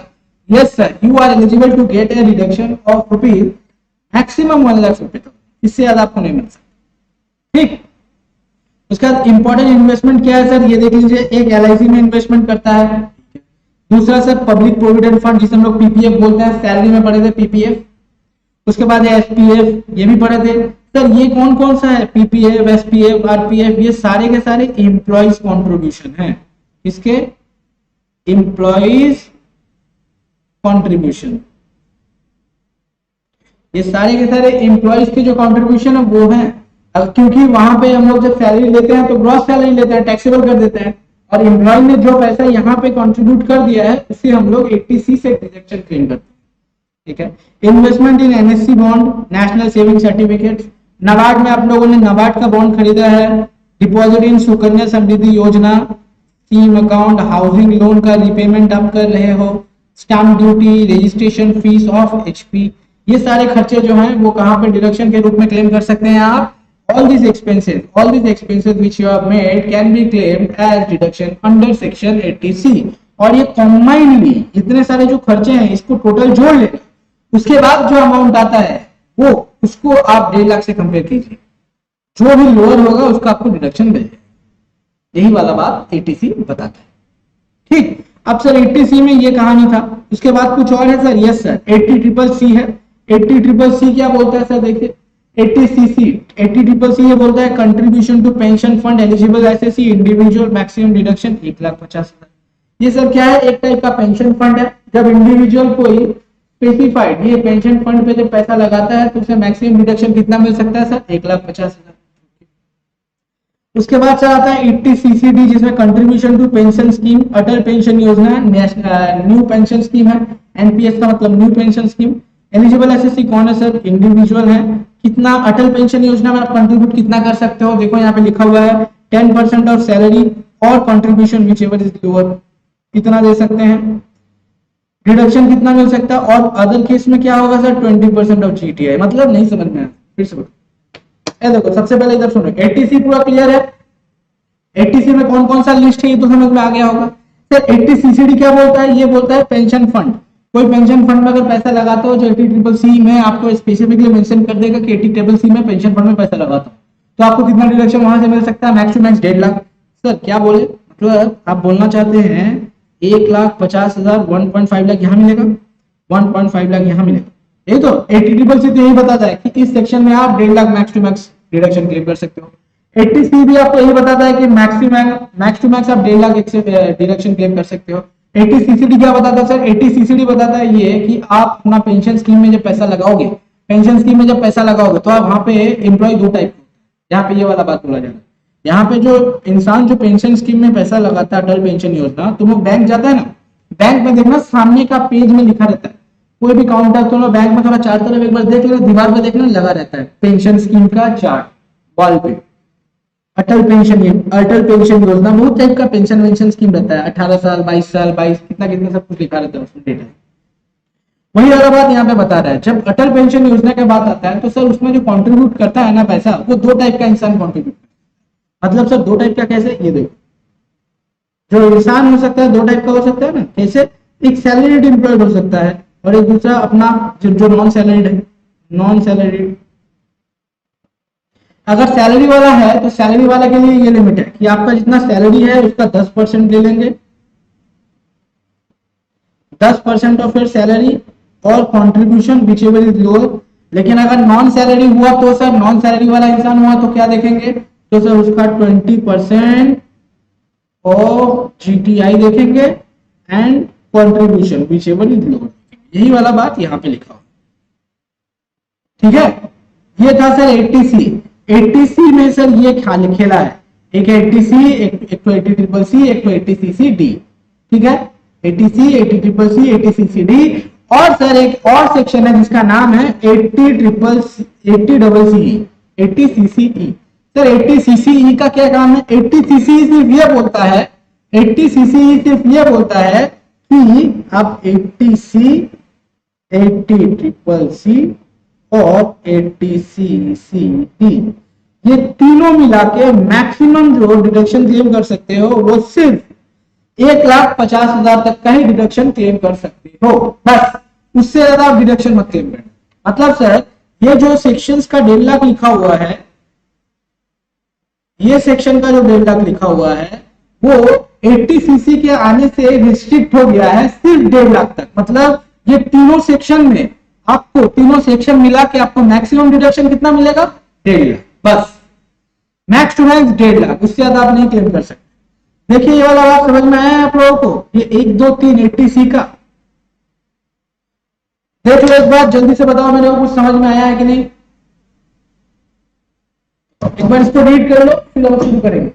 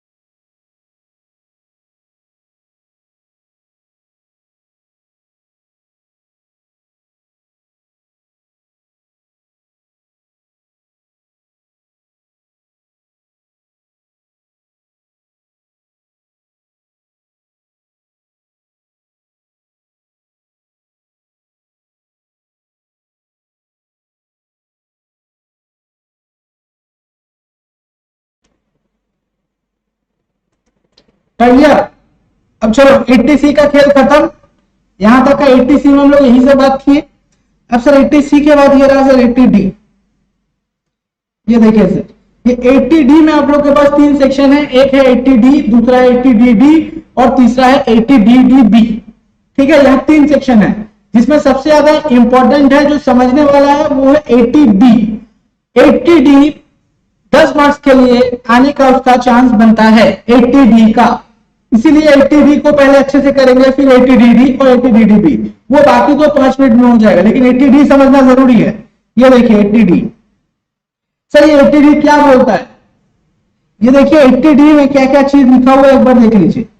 सर 80D में सबसे पहला बात, 80D में डिडक्शन कौन क्लेम कर सकता है? The person who can claim deduction under this section. दो ही आदमी क्लेम कर सकता है, एक है HUF, दूसरा है इंडिविजुअल। मतलब दो ही व्यक्ति 80D का डिडक्शन क्लेम कर सकता है। कौन? एक है सर इंडिविजुअल और दूसरा है HUF। ठीक है, एक इंडिविजुअल एक HUF। सर कंपनी नहीं, फार्म नहीं, AOP नहीं, कोई नहीं, सिर्फ ये दो। ठीक है, हो गया। अब सर 80D में आप कौन कौन सा डिडक्शन क्लेम कर सकते हैं ये तो बताइए। सर 80DD जो है, 80D जो है, ये सर आपका 3 टाइप का एक्सपेंस कवर करता है। कितना? 3 टाइप का। क्या क्या है सर? सबसे पहला मेडिकल इंश्योरेंस। सबसे पहला क्या है सर? देखिए मेडिकल इंश्योरेंस प्रीमियम, दूसरा contribution to CG health scheme और तीसरा है प्रिवेंटिव हेल्थ चेकअप। क्या बोला, समझ में आया? आपके पास 80D में 3 एक्सपेंस के लिए आप डिडक्शन क्लेम कर सकते हो। अगर आपने वो 3 एक्सपेंस किया है then you are eligible to claim deduction under section 80D, subject to individual और HUF। अगर आप इंडिविजुअल हैं तो ही मिलेगा, HUF है तो ही मिलेगा, अदरवाइज नहीं मिलेगा। सर कौन कौन सा एक्सपेंस है? सबसे पहले मेडिकल प्रीमियम, मेडिक्लेम है। दूसरा क्या है sir? Contribution to CG health scheme. Contribution to CG health scheme का मतलब सर ये एक स्कीम है, हेल्थ स्कीम का जो क्वेश्चन है आप लोग को दे दिया जाएगा, तो आप लोगों का दिमाग मत लगाइए इस पे। उसके बाद है preventive health checkup. Preventive health checkup का मतलब बताइए, और तुम लोग को हेल्थ चेकअप किया जाता है जो वो। सर यहाँ पे एक बात याद कर लीजिए, ये प्रिवेंटिव हेल्थ चेकअप जो है ना, इसका मैक्स टू मैक्स 5000 तक का डिडक्शन आपको मिल सकता है। Max to max 5000। Preventive health checkup का एक लिमिट है, वो लिमिट है 5000, उससे ज्यादा नहीं। अगर आप 6000 रुपए प्रिवेंटिव हेल्थ चेकअप पे खर्च करते हो तो सर आपको डिडक्शन कितना मिल सकता है 80D में? ये जो 80D में आपको डिडक्शन मिल सकता है मैक्स टू मैक्स 5000, उससे ज्यादा नहीं। ठीक है, ठीक है सर। अब ये तीनों को मिला के कितना लिमिट बनता है सर? ये तीनों को मिला के मतलब मैं अगर ये तीनों का एक्सपेंस करता हूं तो मुझे मैक्सिमम डिडक्शन कितना मिल सकता है? तो सर आपको जो मैक्सिमम डिडक्शन मिल सकता है, अगर आप वो अपने फैमिली के लिए करते हैं, फैमिली का मतलब आप अपने लिए, आपकी स्पाउस के लिए या आपके चिल्ड्रन के लिए, देन आपके लिए ये लिमिट 25,000 होता है। कितना होता है? 25,000। ओके, ठीक है। लेकिन अगर ये खर्चा आप किसके लिए कर रहे हो? पेरेंट्स के लिए कर रहे हो। किसके लिए? पेरेंट्स के लिए। तो सर आप सिर्फ 2 ही खर्च कर सकते हो। क्या क्या? एक पेरेंट्स का मेडिकल प्रीमियम दे सकते हो, दूसरा हेल्थ प्रिवेंटिव हेल्थ चेकअप का खर्च कर सकते हो। CG का स्कीम यहाँ पे एप्लीकेबल नहीं होता। सर यहाँ पे भी लिमिट क्या है? 25,000। ठीक है सर, 25,000। एक बार बात करते हैं फिर इसको आगे बढ़ाएंगे। सबसे पहले ये देखो, मेरी तरफ देखो सर, यहाँ पे 80D के बारे में बात कर रहे थे। We are talking about 80D deduction. Sir यहाँ पे लिस्ट में 80D में आपके पास 3 एक्सपेंस का डिडक्शन मिल सकता है। सबसे पहला एक्सपेंस क्या है सर? सबसे पहला एक्सपेंस है मेडिक्लेम का है।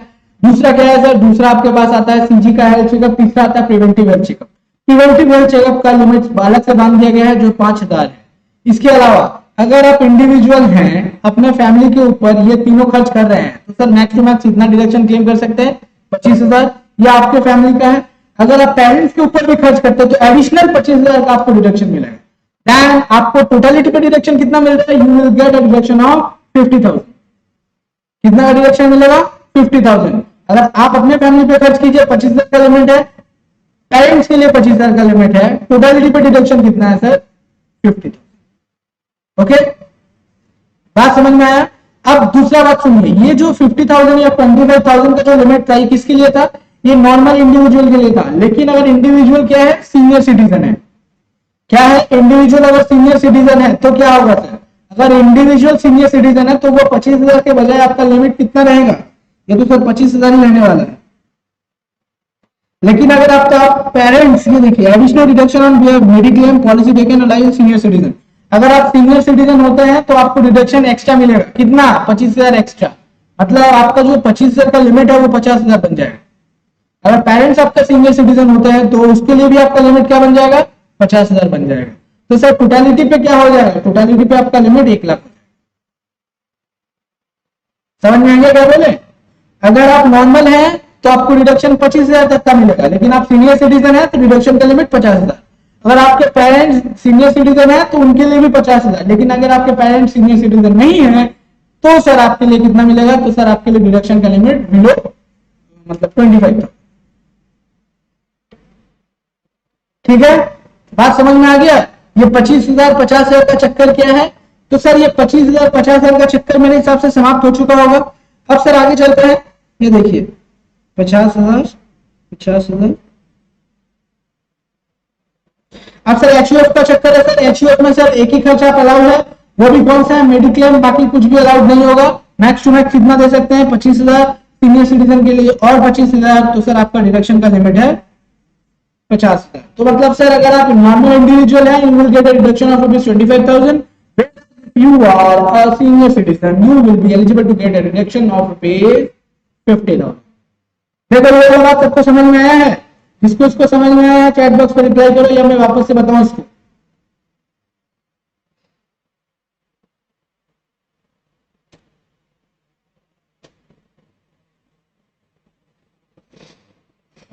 देखो जिसको इसको समझ में आया एक बार चैट बॉक्स में रिप्लाई करो प्लीज, फिर मैं आगे बढ़ूंगा। ये सर आपका सेक्शन 80D था।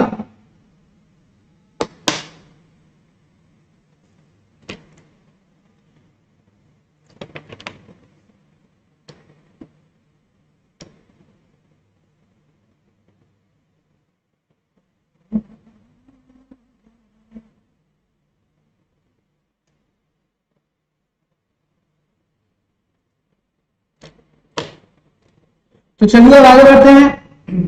अब 80D के बाद आता है सर DD, 80DD। याद कैसे करेंगे सर 80DD? 80DD को याद करने का तरीका है डिसेबल डिपेंडेंट। क्या है? Disable dependent. डिसेबल डिपेंडेंट का मतलब सर 80DD को हमेशा पढ़ना, जब भी तुम लोग पढ़ना ना 80U के साथ, 80DD को हमेशा 80U के साथ पढ़ना। सर ये डिपेंडेंट डिसेबल का मतलब फ्लैट डिडक्शन मिलता है 75,000 या 125,000 इरेस्पेक्टिव ऑफ द एक्सपेंडिचर। आप जो भी एक्सपेंडिचर करें उसके देखने का आवश्यकता नहीं है। अगर आदमी डिपेंडेंट है साथ ही साथ वो डिसेबल है, देन अगर जो डिपेंडेंट है अगर वो डिसेबल है तो आपको सर लिमिट मिलता है 75,000 1,25,000। मतलब सर अगर वो जो व्यक्ति है जो डिपेंडेंट है उसका डिसेबिलिटी जो है वो मोर देन 40% है, तो सर आपका लिमिट क्या होता है सर 75,000। लेकिन जो डिसेबिलिटी है वो मोर देन 80% है, देन आपके लिए लिमिट है 1,25,000। ओके, ये वाला बात यहाँ पे बताया जा रहा है। और ये सर ये डिडक्शन जो है ना ये फ्लैट है, आपको कोई खर्च करने की आवश्यकता नहीं है। आपने जो भी खर्च किया होगा वो तो किया है, लेकिन आपको डिडक्शन फ्लैट मिलेगा 75,000 पूरा। यहाँ पे कोई खर्चा वर्चा का स्कीम नहीं है। मतलब सर मतलब आपने डिपेंडेंट डिसेबल पे 5,000 रुपया खर्च किया, ओके, तो सर आपको डिडक्शन कितना मिलेगा पता है? अगर आपका डिसेबिलिटी लेस देन मतलब 40% से ज्यादा है, then you are going to claim the deduction of ₹75,000। Though you have made the expenditure of 5,000, you can claim the deduction of ₹75,000। ये वाला बात यहाँ पे बता। ओके, अब सर 80DD भी क्या है सर? 80DD भी बोलता है sir medical expenditure on treatment of specified disease. अगर कोई स्पेसिफाइड डिजीज है जिसके लिए आपको मेडिकल ट्रीटमेंट करना पड़ रहा है, then you are eligible to get a reduction of ₹40,000 और 1,00,000। 40,000 किसके लिए सर? नॉर्मल पीपल के लिए, और 1,00,000 सीनियर सिटीजन के। ठीक, ये रहा सर आपका सेक्शन 80, जिसमें आप लोगों ने 3 सेक्शन के बारे में बात किया, एक 80D, एक 80DD और तीसरा 80DDB। 80D is more complicated rather than 80D and 80B, मतलब 80DDB। ठीक है, ये देख लीजिए सर, ये सवाल हैं आपके सारे, मतलब ये सारे के सारे पॉइंट्स हैं जो आपको ध्यान में रखने पड़ेंगे। उसके बाद सर 80E आता है। सर 80E पे क्वेश्चन बड़ा कम आता है, ये 2 मार्क्स का एलिमेंट है। मतलब सर कभी कभी ना आपका जो डिडक्शन वाला क्वेश्चन आता है 10 मार्क्स का, उसे ये दे देते हैं 5 × 2। मतलब 5 डिफरेंट केसेस दे देंगे आपको, हर एक 2-2 मार्क्स है, तो सर उस केस में 80 इंपॉर्टेंट बन जाता है। ये इंडिविजुअली 5 मार्क्स के लिए कभी नहीं आ सकता, लेकिन अगर केसेस बन के क्वेश्चन आता है तो 80 आ सकता है, इसीलिए इसको भी अलग से करा देते हैं। 80 generally is the topic of interest on loan taken for higher study. Higher education का जो लोन लेते हैं उस पर जो आप इंटरेस्ट पे करते हो ना, उसके बारे में यहाँ पे बात किया जाए। तो सबसे पहले 80 का डिडक्शन किसको मिल सकता है सर? सिर्फ 2 ही व्यक्ति को मिल सकता है, एक इंडिविजुअल नहीं, सिर्फ इंडिविजुअल को ही मिल सकता है, यहाँ एचयूएफ को भी नहीं मिलता।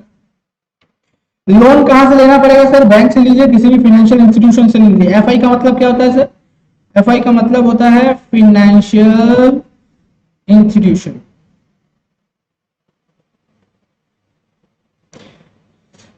उसके बाद purpose of higher secondary of assessee is relative spouse children. ठीक है, हायर स्टडी कौन कर सकता है? उसका बच्चा कर सकता है, उसका रिलेटिव कर सकता है, या उसका स्पाउस भी कर सकता है। अब सर कोर्स आफ्टर 12 जो भी आता है उसे हायर सेकेंडरी बोलते हैं। कोर्स आफ्टर 12 जिसमें हम बीकॉम, बीबीए, एमबीए जितने सारे कोर्सेज है उसे हायर एजुकेशन बोलते हैं सर। स्टडी कहां पे कर सकते हो sir? India, outside India, full time, part time जो भी हो। तो deduction in interest paid during the previous year period of 8 years. तो मतलब आपका डिडक्शन कितना साल के लिए मिल सकता है सर? 8 ईयर्स के लिए। Payment of interest for first time, जिस दिन पहले बार इंटरेस्ट पेमेंट होता है वहां से आपको डिडक्शन मिलना शुरू हो जाता है। यही वाला बात यहाँ पे बोल रहा है, और यहाँ पे कोई लिमिट नहीं बना हुआ। ये रहा 80E का चक्कर सर। 80E के बाद ये रहा 80EE। देख लीजिए 80EE क्या बोलता है। 80EE क्या है सर? 80EE है एसएससी इंडिविजुअल जो हो, ये शायद लोन का है, house loan, repayment of house. अब देखो ये क्या है, सॉरी हाउस बोल दिए, home loan, repayment of home loan. अब ये देखो कि एसएससी इंडिविजुअल होगा तभी। कहां से लोन लिया? बैंक से या फाइनेंशियल इंस्टीट्यूशन से। रिलेटिव के लिए एप्लीकेबल नहीं है। रिलेटिव से मतलब, रिलेटिव मतलब सर मतलब आपने पैसा रिलेटिव से लिया है, ये वाला बात। Purpose of acquisition of residential house property, मतलब लोन किस लिए लिया है सर? घर खरीदने के लिए। तो सर सीधी क्या बोल दिए? Home loan. ठीक है। कंडीशन सैंक्शन 2016-2017 तक होना चाहिए, ये सब कंडीशन है, देख लो। लोन सैंक्शन कितना होना चाहिए? लेस देन 25-35 लाख होना चाहिए, 35 लाख से, और आपका प्रॉपर्टी का वैल्यू 50 लाख से कम होना चाहिए। एसएससी के पास कोई और घर नहीं होना चाहिए जिस दिन लोन सैंक्शन हो रहा है। डिडक्शन कितना होना चाहिए सर? इंटरेस्ट पेड और 50,000 over and about 24B period till repayment of. ये इंटरेस्ट वाला होम लोन पे जो इंटरेस्ट देते हो ना, इसका डिडक्शन के बारे में यहाँ बात किया जा रहा है। तो सर आप कंडीशन सीधा सीधी पढ़ लीजिएगा, काम बन जाएगा। कंडीशन क्या है? आपका लोन कब मिलना चाहिए? 16-17 तक का। इन फाइनेंशियल ईयर 16-17 में मिलना चाहिए, उससे पहले मिलना चाहिए। उसके बाद लोन कितना है सर? 35 लाख का होना चाहिए। आपका हाउस प्रॉपर्टी 50 लाख तक का ही होना चाहिए। अगर आपका हाउस प्रॉपर्टी 51 लाख का है, then you are not eligible to get the deduction, claim deduction under this section. आपका प्रॉपर्टी का वैल्यू 50 लाख तक का होना चाहिए, आपका लोन 35 लाख तक का होना चाहिए। अगर आपने लोन 40 लाख का ले लिया तो डिडक्शन क्लेम कर सकते हो? नहीं कर सकते। अगर आपने जो लोन लिया है वो 16-17 के पहले लिया तो भी सर आपको डिडक्शन नहीं मिलेगा। ये सारी कंडीशन यहाँ पे बताए। ठीक, 80EE। उसके बाद अपने पास आता है 80G। 80G से पहले थोड़ा कर लेते हैं, उसके बाद 80G पे पहुंचेंगे। सर ये रहा 80G। 80GG क्या है सर? 80GG होता है, देख लीजिए एक बार। एसएससी यानी self employed individual, employed individual room HRA है। पेमेंट रेंट पेड टू, ये सर रेंट का है, हाउस रेंट। अब कोई व्यक्ति अपना घर का रेंट पे कर रहा है तो उसे भी डिडक्शन मिल सकता है। कंडीशन क्या है? उसे HRA नहीं मिलना चाहिए। क्यों? क्योंकि सर HRA अगर मिल रहा है तो वो थोड़ी ना पैसा दे रहा है, पैसा तो उसका मालिक दे रहा है। सैलरी में पढ़ा है ना HRA, अगर उसे HRA मिल रहा है तो उसका कुछ थोड़ी ना जा रहा है। डिडक्शन किस लिए? जेन्युइन केस में। ये तो जेन्युइन है ही नहीं सर। आपको सैलरी के रूप में आपका एम्प्लॉयर आपको घर रहने के लिए भाड़ा दे रहा है, तो आप क्यों डिडक्शन क्लेम कर रहे हो? तो एम्प्लॉय क्लेम करेगा ना, तुम भी क्लेम कर रहे हो। यही वाला बात है। डिडक्शन कितना होगा sir? 5,000 per month rent paid minus 10% या 25% ऑफ एडजस्टेड GTI। अब GTI को एडजस्ट कैसे करेंगे सर? ये देखिए GTI को एडजस्ट करने का तरीका जैसे हम लोग 80G में करेंगे वही वाला है। GTI has reduced by LTCG including in GTI to STCG under section 111A, all reduction under section 80C to 80U except 80G। ठीक, तो ये लिमिट कैसे कैलकुलेट करेंगे, मान लेते हैं आपका इनकम जो है उसमें एलटीसीजी एसटीसीजी है, दोनों को रिमूव कीजिए, जितना भी डिडक्शन है 80 को छोड़ के जितना भी डिडक्शन उसको हटाइए, उसके बाद जो आपका ग्रॉस टोटल इनकम आता है उस इनकम पे आप क्या कीजिए 10% या 25% निकालिए, 25%। उसके बाद ये लिमिट निकालिए, लिमिट के बाद कंपैरिजन कीजिए ए बी और सी।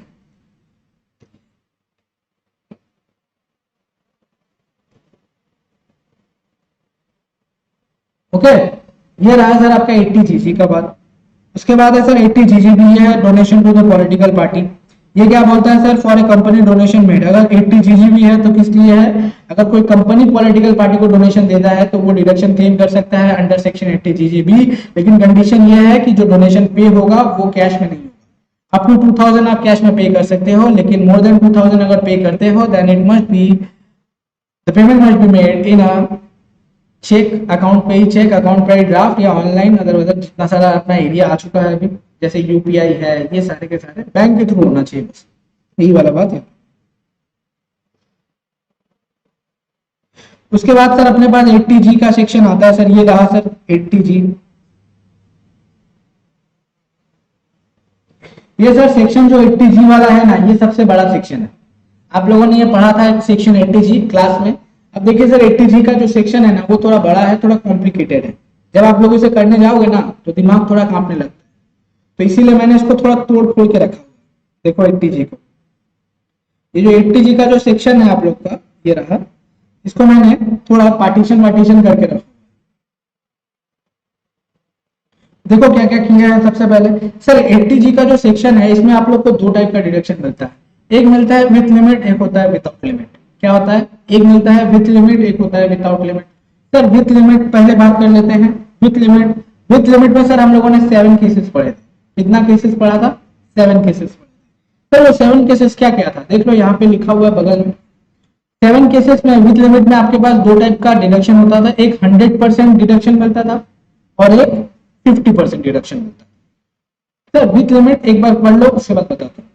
विथ लिमिट में अगर बात करें तो सर आपके पास 100% में 2 एलिमेंट आते हैं और 50% में कुछ और एलिमेंट आते हैं। ये देखिए सबसे पहले क्या क्या है, डोनेशन एज पर 80G 5, मतलब अगर आपने डोनेशन दिया है 80G सब सेक्शन 5 के अनुसार, देन आपको डिडक्शन कितना मिलेगा पता है, आपको डिडक्शन मिलेगा जितना आपने डोनेशन दिया है उसका 50%, और ये जो लिमिट है ना, लिमिट मतलब आपको एक लिमिट दिया गया है, उस लिमिट को कैलकुलेट करना पड़ेगा उसका 50%। दोनों का में जो भी लोअर होगा वो आपको डिडक्शन के रूप में मिलेगा। नहीं समझ में आया, इधर आओ। मान लेते हैं ये जो लिमिट है ना, ये लिमिट, सबसे पहले लिमिट को कैलकुलेट करना सीख लेते हैं। एक बार ये लिमिट के बारे में सुन लो, how will we calculate the limit. तो लिमिट को कैलकुलेट करने का मतलब है total income minus, total income जो है इसमें से हटा दीजिए एलटीसीजी, इसमें से माइनस कर दीजिए एसटीसीजी, इसमें से माइनस कर दीजिए ऑल डिडक्शन। ऑल डिडक्शन हटाइएगा, क्या ऑल डिडक्शन हटाइएगा एक्सक्लूडिंग 80G, सिर्फ 80G का डिडक्शन को छोड़ के सारा डिडक्शन हटा दीजिए। तो जो इनकम बना ना, मान लेते हैं वो इनकम आपका है 10 लाख, मान लेते हैं 10 लाख आया है आपका वो इनकम, ठीक है। और आपने ये जो 50% वाला क्राइटेरिया है इसमें आप लोगों ने पैसा लगाया है 5 लाख। कितना लगाया है, 5 लाख। तो सर अब आपको डिसाइड करना है कि आपको maximum deduction under this head में कितना मिल सकता है। एक बार देख लेते हैं। सर ये देखिए, अगर आपको यहाँ पे डिडक्शन क्लेम करना है तो डिडक्शन क्लेम करने का तरीका एकदम साफ है। सबसे पहले आप लोगों ने जो डिडक्शन दिया है, जितना खर्च किया उसका 50% निकालिए। 5 लाख का 50% कितना आ गया, 2.5 लाख, इसका डिडक्शन मिल सकता है। और दूसरा क्या है सर, लिमिट निकालना पड़ता था। लिमिट आपका 10 लाख आया है, 10 लाख का 50% निकाल लीजिए, लिमिट का 50% निकाल दीजिए, 5 लाख। अब बताओ ये दोनों में अब चेक करो कौन सा लोअर है। जो लोअर होगा ना उस पे आपको डिडक्शन मिल जाएगा। ये वाला बात यहाँ पे यही, ठीक है, ये वाला बात यहाँ पे ये बोल रहा है। अगर विथ लिमिट आता है तो इस तरह से आपको कैलकुलेट करना पड़ेगा। सबसे पहले आपको लिमिट कैलकुलेट करना पड़ेगा, then only you can make all this things. चलिए सर अब याद कर लेते हैं क्या क्या था विथ लिमिट में। सर आप लोग के पास यहाँ पे कितने हेड्स हैं, सबसे पहले 80G का डोनेशन, दूसरा क्या है development of the city, development of the village, development of the town, उसके बाद minority interest, promotion of the minority interest, temple, mosque, उसका गुरुद्वारा, चर्च, उसके लिए अगर आपने पेमेंट किया है तो भी आपको क्या मिलेगा सर? 50% का डिडक्शन। लेकिन सर दो और डिडक्शन है जहां पे आपको 100% का डिडक्शन मिलता है, वो क्या क्या है? वो है sir donation for family planning, और एक तो है donation to the Olympic association. अगर आप ये दो जगह पेमेंट करते हैं तो आपको डिडक्शन कितना मिलेगा सर? 100%। अगर आप इस जगह पे करते हैं तो आपको कितना डोनेशन मिलेगा सर? 50%। और ये कौन सा है सर? ये लिमिट वाला है, विथ लिमिट। क्या है? With limit. सर 80G का जो डिडक्शन है वो दो टाइप का होता है, एक लिमिट के साथ कंपेयर करते हैं, एक विदाउट लिमिट। तो मैं पहले लिमिट वाला बात कर, लिमिट वाला में आप लोगों को पॉइंट याद करने हैं, कितने? 7। ये देखिए यहाँ पे सबसे पहले पॉइंट है, तो पहले ये देख लीजिए लिमिट पर 50% कहाँ कहाँ रहा है। सबसे पहले 80G का सेक्शन, दूसरा प्रमोशन ऑफ माइनॉरिटी इंटरेस्ट, तीसरा development of the city, church, city, town, village, ये सब, और सबसे लास्ट में क्या आता है? Temple, mask, gurdwara. इन लोग के ऊपर अगर आप डोनेशन देते हो तो you are eligible to get a deduction of ₹50% of a specified limit, max to max. 100% में सर आपके पास, विथ लिमिट में 100% में आपके पास सिर्फ दो ही एलिमेंट है। क्या क्या है? एक है सर आपने क्या किया? फैमिली प्लानिंग पे खर्च किया है, और दूसरा आप लोगों ने कहां पे खर्च किया है सर? दूसरा आप लोगों ने इंडियन ओलंपिक एसोसिएशन को पैसा दिया। अगर आपने ये काम किया है तो सर आपको डिडक्शन कितना मिल सकता है? आपको तब यहाँ पे 100%। ठीक है, ये वाला चीज आपको याद करना पड़ेगा, ये और ये। अगर ये याद होगा तभी सर आप 80G को कर पाएंगे। ठीक है, बस यही वाला कॉम्प्लिकेटेड पार्ट है, और कोई कॉम्प्लिकेटेड नहीं है सर 80G में। 80G में सर बाकी का है विदाउट लिमिट, जितना भी बाकी का डोनेशन दिखता है वो सारे के सारे क्या है? विदाउट लिमिट है। अगर इतना जो यहाँ पे पढ़ा है ना तुम लोग, ये पढ़ने वाला जितना वो छोड़ देगा, इसके अलावा कोई भी डिडक्शन आएगा वो क्या होगा सर? विदाउट लिमिट है। जितना भी खर्च करेगा उस पर आइदर 100% का डिडक्शन या 50%। ठीक है, अब सर ये भी बताइए सर 100% और 50% का क्या लिमिट है? सर आप सिर्फ 50% वाला याद कर लीजिए, बाकी सब 100%। तो सर ये वाला बात बताइए ना, विदाउट लिमिट में क्या होता है? सिर्फ विदाउट लिमिट में सिर्फ 4 लिमिट है। मतलब सर आपको खाली याद रखना है गांधी फैमिली। गांधी फैमिली में कौन कौन था सर? जवाहरलाल नेहरू, इंदिरा गांधी, राजीव गांधी। ये तो जवाहरलाल नेहरू, अपना इंदिरा गांधी, राजीव गांधी, और एक तो सूखा। क्या है? सूखा।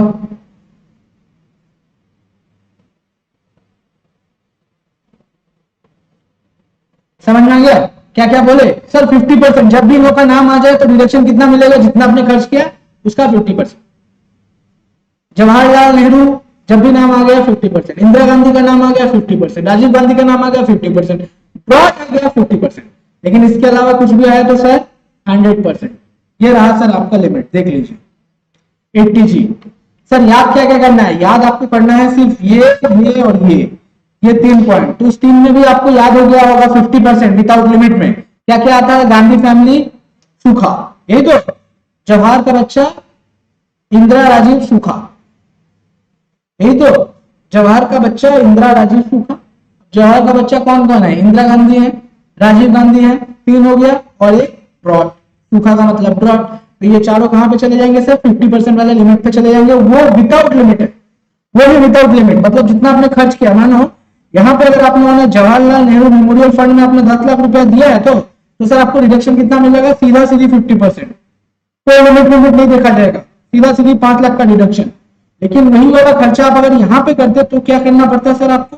अगर किसी गुरुद्वारा चर्च में आपने 10 लाख दिया है तो सर अगर आपने 10 लाख दिया है ना, तो यहाँ पे आपको लिमिट चेक करना पड़ेगा।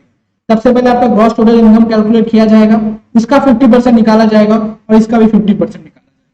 जो भी लोअर होगा वो मिलेगा। लेकिन सर यहाँ पे ये है सुविधा। इसके अलावा कोई भी डिडक्शन आएगा, कोई भी डोनेशन आप लोग मेड करोगे तो उसका डिडक्शन कहाँ मिलेगा सर? 100% मिलेगा। बस, तो कुल मिला के सर गिन गिना के आपको कितना याद करना पड़ेगा पता है? 7 पॉइंट। अगर आप 7 पॉइंट याद कर लेंगे 80G हो जाएगा। 80G हो गया तो सर आपका 10 मार्क्स हो जाएगा। क्या हो गया? एक मिनट रुक जाओ।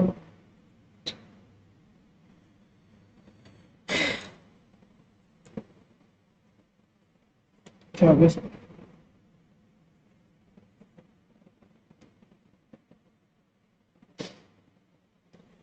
एट्टी जी हो जाएगा ना, तो यहाँ पे 10 मार्क्स आपको दिख सकता है। ठीक है सर।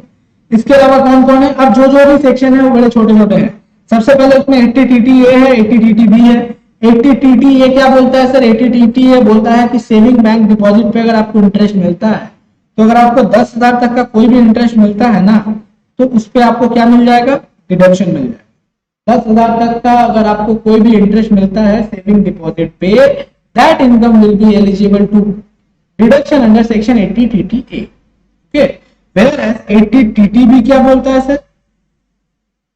80TTB बोलता है कि सीनियर सिटीजन अगर कोई भी इंटरेस्ट इनकम कमाता है, चाहे वो सेविंग डिपॉजिट हो या फिक्स डिपॉजिट हो, तो सर आपको लिमिट कितना मिलता है? 50,000। और ये हम लोग के लिए मतलब normal, other than senior citizen जो आता है, हम लोग के लिए लिमिट कितना है? 10,000। लेकिन सीनियर सिटीजन के लिए इंटरेस्ट का लिमिट कितना है? 50। ओके, अब सर 80U क्या है sir? 80U is similar to 80DD। 80DD जहां पे हम लोग पढ़ते थे डिसेबल डिपेंडेंट, वही वाला बात है। यहां पे देखिए 75,000, 1,25,000, सही है, 80%। ठीक है, देख लो ये सारा डिडक्शन आप लोग को पढ़ना है, और आप लोगों ने मोस्ट प्रोबेबली पढ़ भी लिया है इस, क्योंकि आपका रिवीजन चल रहा है, तो मैं उम्मीद कर रहा हूं आप लोगों ने पढ़ लिया। अब ये बताओ इसमें कोई ऐसा पॉइंट है जो आप लोग को समझ में नहीं आया है? अगर नहीं समझ में आया तो पूछिए, मैं वापस से बता दूंगा आप लोग को, उसके बाद मैं आगे बढ़ूंगा। एक बार देख लीजिए, मोस्ट प्रोबेबली हम लोग का रिवीजन अब अपनी आखिरी साल से भर रहा है।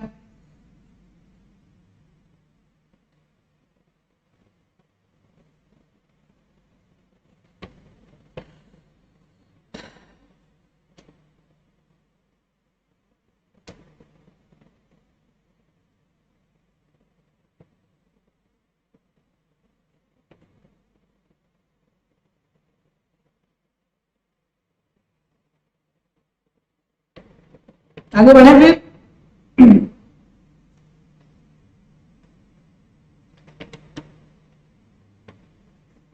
ये बताओ तुम लोग को 80D का सेक्शन याद हुआ है? अभी तक जितना पढ़ा है, अभी जो तुम लोग पढ़ा है 80B, 80G, 80C, अब ये याद हो जाएगा? यस या नो में आंसर करो प्लीज। याद होगा कि नहीं होगा? क्योंकि और मेरे को थोड़ा और इसको सिंप्लीफाई करना पड़ेगा।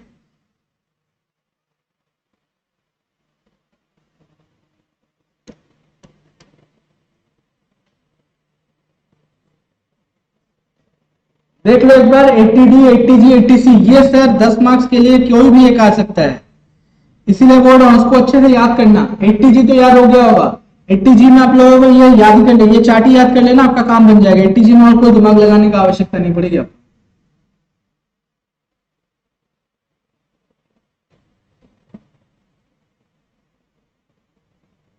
चलिए फिर आगे बढ़ते हैं हम।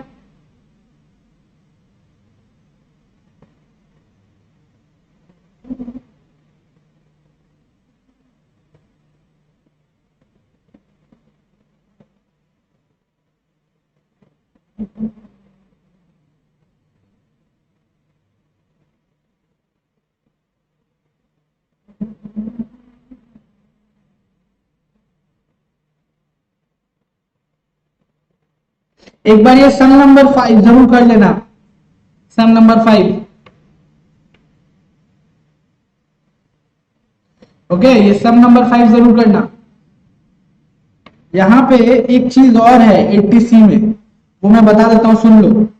ये जो LIC प्रीमियम है ना, इसके कैलकुलेशन पे थोड़ा, LIC का प्रीमियम इस पे थोड़ा चाप था। अगर आप बुक देखोगे तो आपको मिल जाएगा कि सर LIC प्रीमियम का जो पेमेंट होता है उसकी भी लिमिट है, उस पर लिमिट है, एक बार है 10%, एक बार है 20%। 20% शायद 2012 से पहले का है, और 2012 के बाद का लिमिट वो 10% का हो गया। ओके, अगर कोई लाइफ इंश्योरेंस पॉलिसी आपने 31/3/2012 से पहले लिया हुआ है, तो उस पर प्रीमियम आपको 20% तक का डिडक्शन मिल सकता है, पॉलिसी वैल्यू का 20%। वेयर एज अगर आपने लाइफ इंश्योरेंस प्रीमियम आपने कब लिया है? 31/3/12 के बाद, तो सर आपका जो LIC प्रीमियम का डिडक्शन है ना, मैक्स टू मैक्स आप 10% ऑफ पॉलिसी वैल्यू क्लेम कर सकते हैं। यही वाला बात यहाँ पे बताया जाता है LIC में। अगर आप किताब पढ़ोगे तो और ज्यादा अच्छे से क्लियर समझ में आएगा। अब देखिए ये तो सम नंबर में क्या लिखा हुआ है, देखिए x completed his studies on 1/4/21 and was immediately employed by the state government on the following term. वाह भाई, ऐसा किस्मत किसका, पढ़ाई खत्म करते ही उसको गवर्नमेंट का जॉब।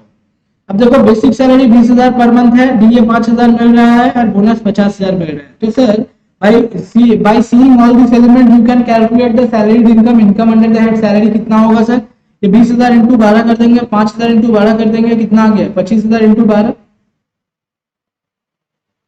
कितना आ रहा है करीब करीब 3 लाख आएगा। उसमें 50,000 और जोड़ दो, मतलब 3.5 लाख का आपका इनकम है। ये देखिए 3.5 लाख यहाँ पे आ गया। और सर इसके अलावा और क्या है, during the year his employer contributed 33,000 to the pension scheme being notified under section 80 CCD. ये पेंशन स्कीम में कंट्रीब्यूशन हो रहा है, तो सबसे पहले कंट्रीब्यूट कर रहा है तो वो परिक्विजिट हो जाएगा। परिक्विजिट नाम से 33,000 ऐड करना पड़ेगा sir. Contribution under the pension scheme ये रहा। तो सर आपका टोटल इनकम कितना आ गया 3,83,000। सैलरी में आपको डिडक्शन मिलता है एक सेक्शन के अंदर जिसे हम लोग बोलते हैं स्टैंडर्ड डिडक्शन, 50,000 माइनस हो जाएगा, फ्लैट 3,33,000 आ गया आपका। अब सर इसमें और क्या है देख लीजिए, 3,33,000 के बाद इसमें लिखा हुआ है x also contributed similar amount, income from house property is 50,000। House property sir आपको 50,000 का इनकम आ रहा है तो वो भी जोड़ लो सर, ये रहा। तो सर आपका ग्रॉस टोटल इनकम 3,83,000 आ गया, 3,83,000। सर हाउ, देखो यहाँ पे लिखा ही है, कुछ नया मैंने कुछ नहीं किया है। During the year he contributed 15,000 to the pension plan, तो सर 15,000 एटीसी के अंदर मिल जाएगा। पीपीएफ में सर 1 लाख कंट्रीब्यूट किया है और पेड एलआईसी प्रीमियम ऑफ 16,000। 16,000 के एलआईसी प्रीमियम तुमने पे किया है, जबकि पॉलिसी का वैल्यू कितना है 1,20,000। तो sir max to max deduction कितना मिल सकता है, पॉलिसी वैल्यू का 10% मान लेते हैं। ये 31/3/12 के बाद लिया गया है, इसीलिए कितना मिलेगा मैक्स टू मैक्स 12,000। ठीक है सर, खत्म। तो सर अगर आपसे कोई पूछे 80सी का डिडक्शन बताइए क्या क्या मिलेगा 80सी में, ये 15,000 मिलेगा, यस सर। उसके बाद और क्या मिलेगा, ये 1 लाख मिलेगा। इसके बाद ये 12,000 मिलेगा, 16,000 तो नहीं मिलेगा, 12,000 मिलेगा। ये देख लीजिए क्या क्या मिल रहा है आपको, ये 12,000 मिला, ये 1 लाख मिला, 1,12,000, 15,000, 1,27,000 आ गया। अब ऑन कंट्रीब्यूशन अगर अब उसने जो कंट्रीब्यूट किया है वो भी देखना पड़ेगा। On contribution to pension scheme उसने कितना कंट्रीब्यूट किया है, तो ये सैलरीड पर्सन है सर, यहाँ पे लिखा हुआ है।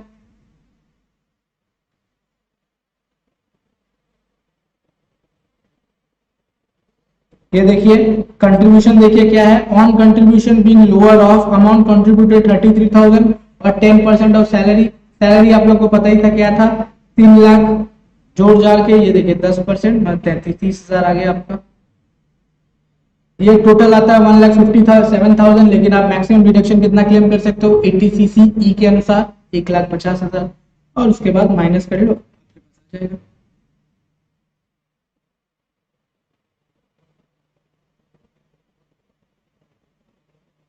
एट्टी सीसी ई तक का।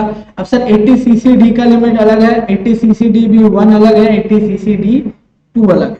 एक बार इसको पढ़ लेना, इसका नोट जरूर देखना, तब जाके ये और अच्छे समझ में आएगा। और एक बार हाथ से सम को बनाना भी, ठीक है, ये सम हाथ से जरूर बनाना। अब सर ये देखिए 80D का चक्कर है सर, 80D का चक्कर। 80D में हम लोगों ने क्या पढ़ा था सर, मेडिकल इंश्योरेंस प्रीमियम वाला चक्कर। वहां पे 3 टाइप का एक्सपेंस क्या क्या था, वहां पे एक्सपेंस क्या क्या था सर, 3 टाइप का एक्सपेंस था ना 80D में। एक था सर हेल्थ चेकअप, दूसरा था आपका मेडिकल एम, तीसरा था आपका सीजी का स्कीम।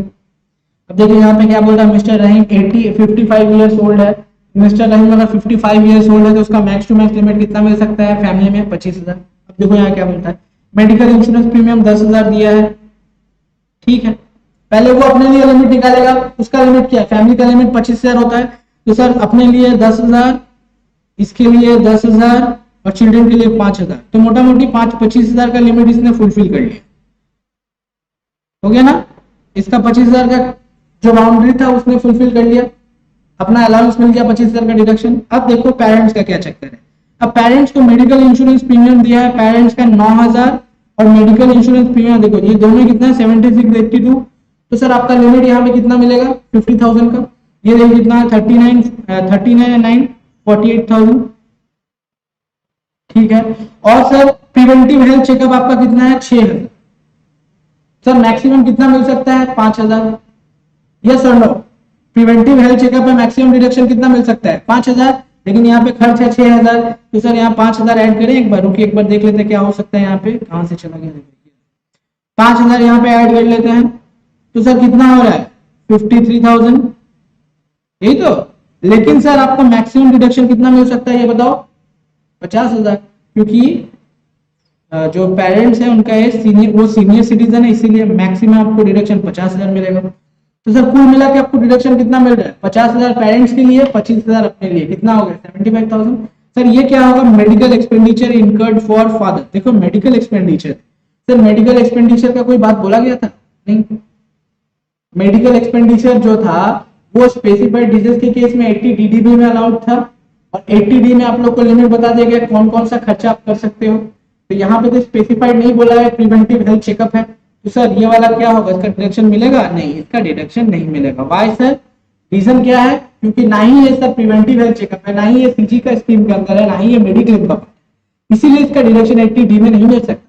आप कोशिश कर सकते हो इसका डिडक्शन 80 DDB में, जहां पे स्पेसिफाइड डिजीज का प्रिवेंटिव हेल्थ चेकअप के लिए आपको खर्च किया जाता है, मेडिकल एक्सपेंडिचर।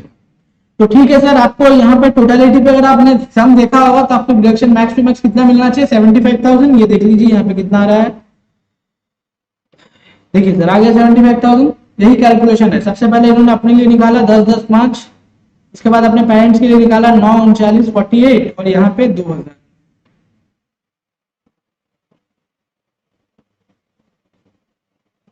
ठीक है, ये सर सम नंबर 14 जरूर कीजिएगा। देखिए सम नंबर 14 कितना बड़ा है, सम नंबर 14,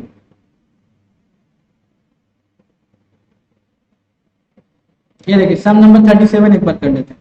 14 एक बार घर में कर लीजिएगा, ओके 14 करना पड़ेगा, एक बार डिस्कस कर लेता हूँ, पूरी आप लोग एक बार कर लीजिएगा घर में।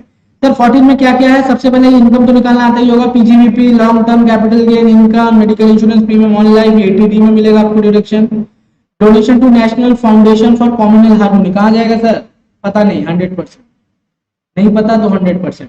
Donation to the fund set up by the Gujarat government for providing relief to the victim of earthquake, कितना मिलेगा पता नहीं, 100%। Donation to Indira Gandhi memorial trust 50%, prime minister relief fund 50%, approved charitable institution पता है नहीं पता 50%। डोनेशन टू सेंट्रल गवर्नमेंट, ये वाला तुम लोग अगर पढ़ेगा जब याद करेगा, ये वाला तुमको लिमिट वाला में मिलेगा, लिमिट वाला में 50% वाला हिस्सा। Donation to the poor boy, देखो donation to the central government for promotion of family planning, family planning पे 100% मिलता था, 100% मिलता था ना फैमिली प्लानिंग पे। अब सर ये देखिए donation to the poor boy for higher education, ये आपको डिडक्शन नहीं मिलेगा। डोनेशन टू क्लोथ, ये भी नहीं मिलेगा sir. Donation to charitable institute for construction of home for a particular community, तो ये वाला माइनॉरिटी इंटरेस्ट वाला चक्कर जो था विथ लिमिट 50%, ये रहा। ठीक, इस तरीके से आपको पहले याद करना है, फिर 80G का सम अटेम्प्ट कीजिएगा, वरना सबका सब भूल जाएगा। सबसे पहले 80G का सारा याद कीजिएगा, उसके बाद सम बनाने की कोशिश। ये देखिए सर 37 नंबर सम सेम है सर। सबसे पहले आप लोग एक काम कीजिए, 80G का जो डिडक्शन है उसको याद कीजिएगा, फिर इस सम को अटेम्प्ट कीजिएगा, तब आपका सवाल बनेगा।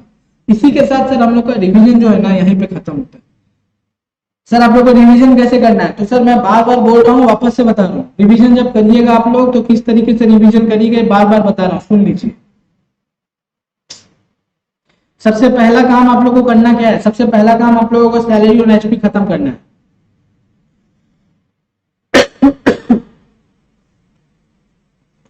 सैलरी एंड एचपी, इसको खत्म करिए, क्योंकि इसको खत्म कर दिए आपका 30 मार्क्स कवर होगा। उसके बाद पीजीबी पे हाथ लगाइए, पीजीबीपी जिसपे करीब करीब आपको 10 मार्क्स आता है, 10 मार्क्स। उसके बाद सीजी, ये भी कभी कभी 10 मार्क्स के लिए आता ही है। आईएफओएस जो है वो 5 मार्क्स का आता है, ये श्योर आता है, ये श्योर रहता है आएगा। ठीक है, इसके अलावा बाकी का जो था set of deduction, clubbing. Clubbing से 5 नंबर बंधा हुआ है। सेट ऑफ या डिडक्शन में से कोई एक पे 10 मार्क्स आता है, कोई एक पे 10 मार्क्स आता है, बाकी वो लोग 5-3 पे से छूट है। इसके अलावा फर्स्ट दिन हम लोगों ने कुछ क्लास किया था। फर्स्ट डे में हम लोगों ने बहुत सारे थ्योरी के ऊपर बात किया था, जिसमें हम लोगों ने basic agriculture income, exemption income, residential status, ये सारे चैप्टर किए थे। ये चैप्टर भी कंबाइनली 10 मार्क्स के आ जाते हैं। कभी कभी रेसिडेंशियल स्टेटस ही एक ही अकेले ही 10 मार्क्स का आ जाता है। वेर आज बेसिक्स में तो आप लोगों को मैंने बता ही दिया था क्या क्या डेफिनेशन आप लोग को याद करना है।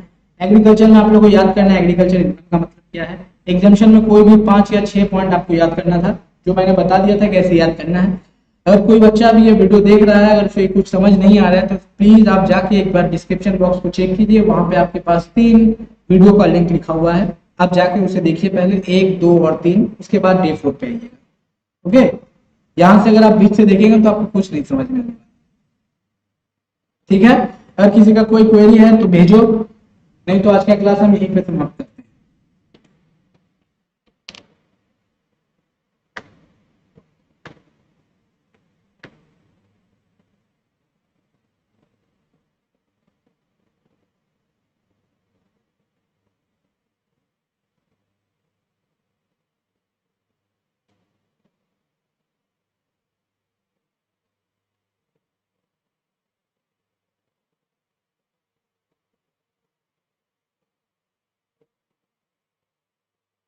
तो चलिए फिर यहीं पे करते हैं समाप्त।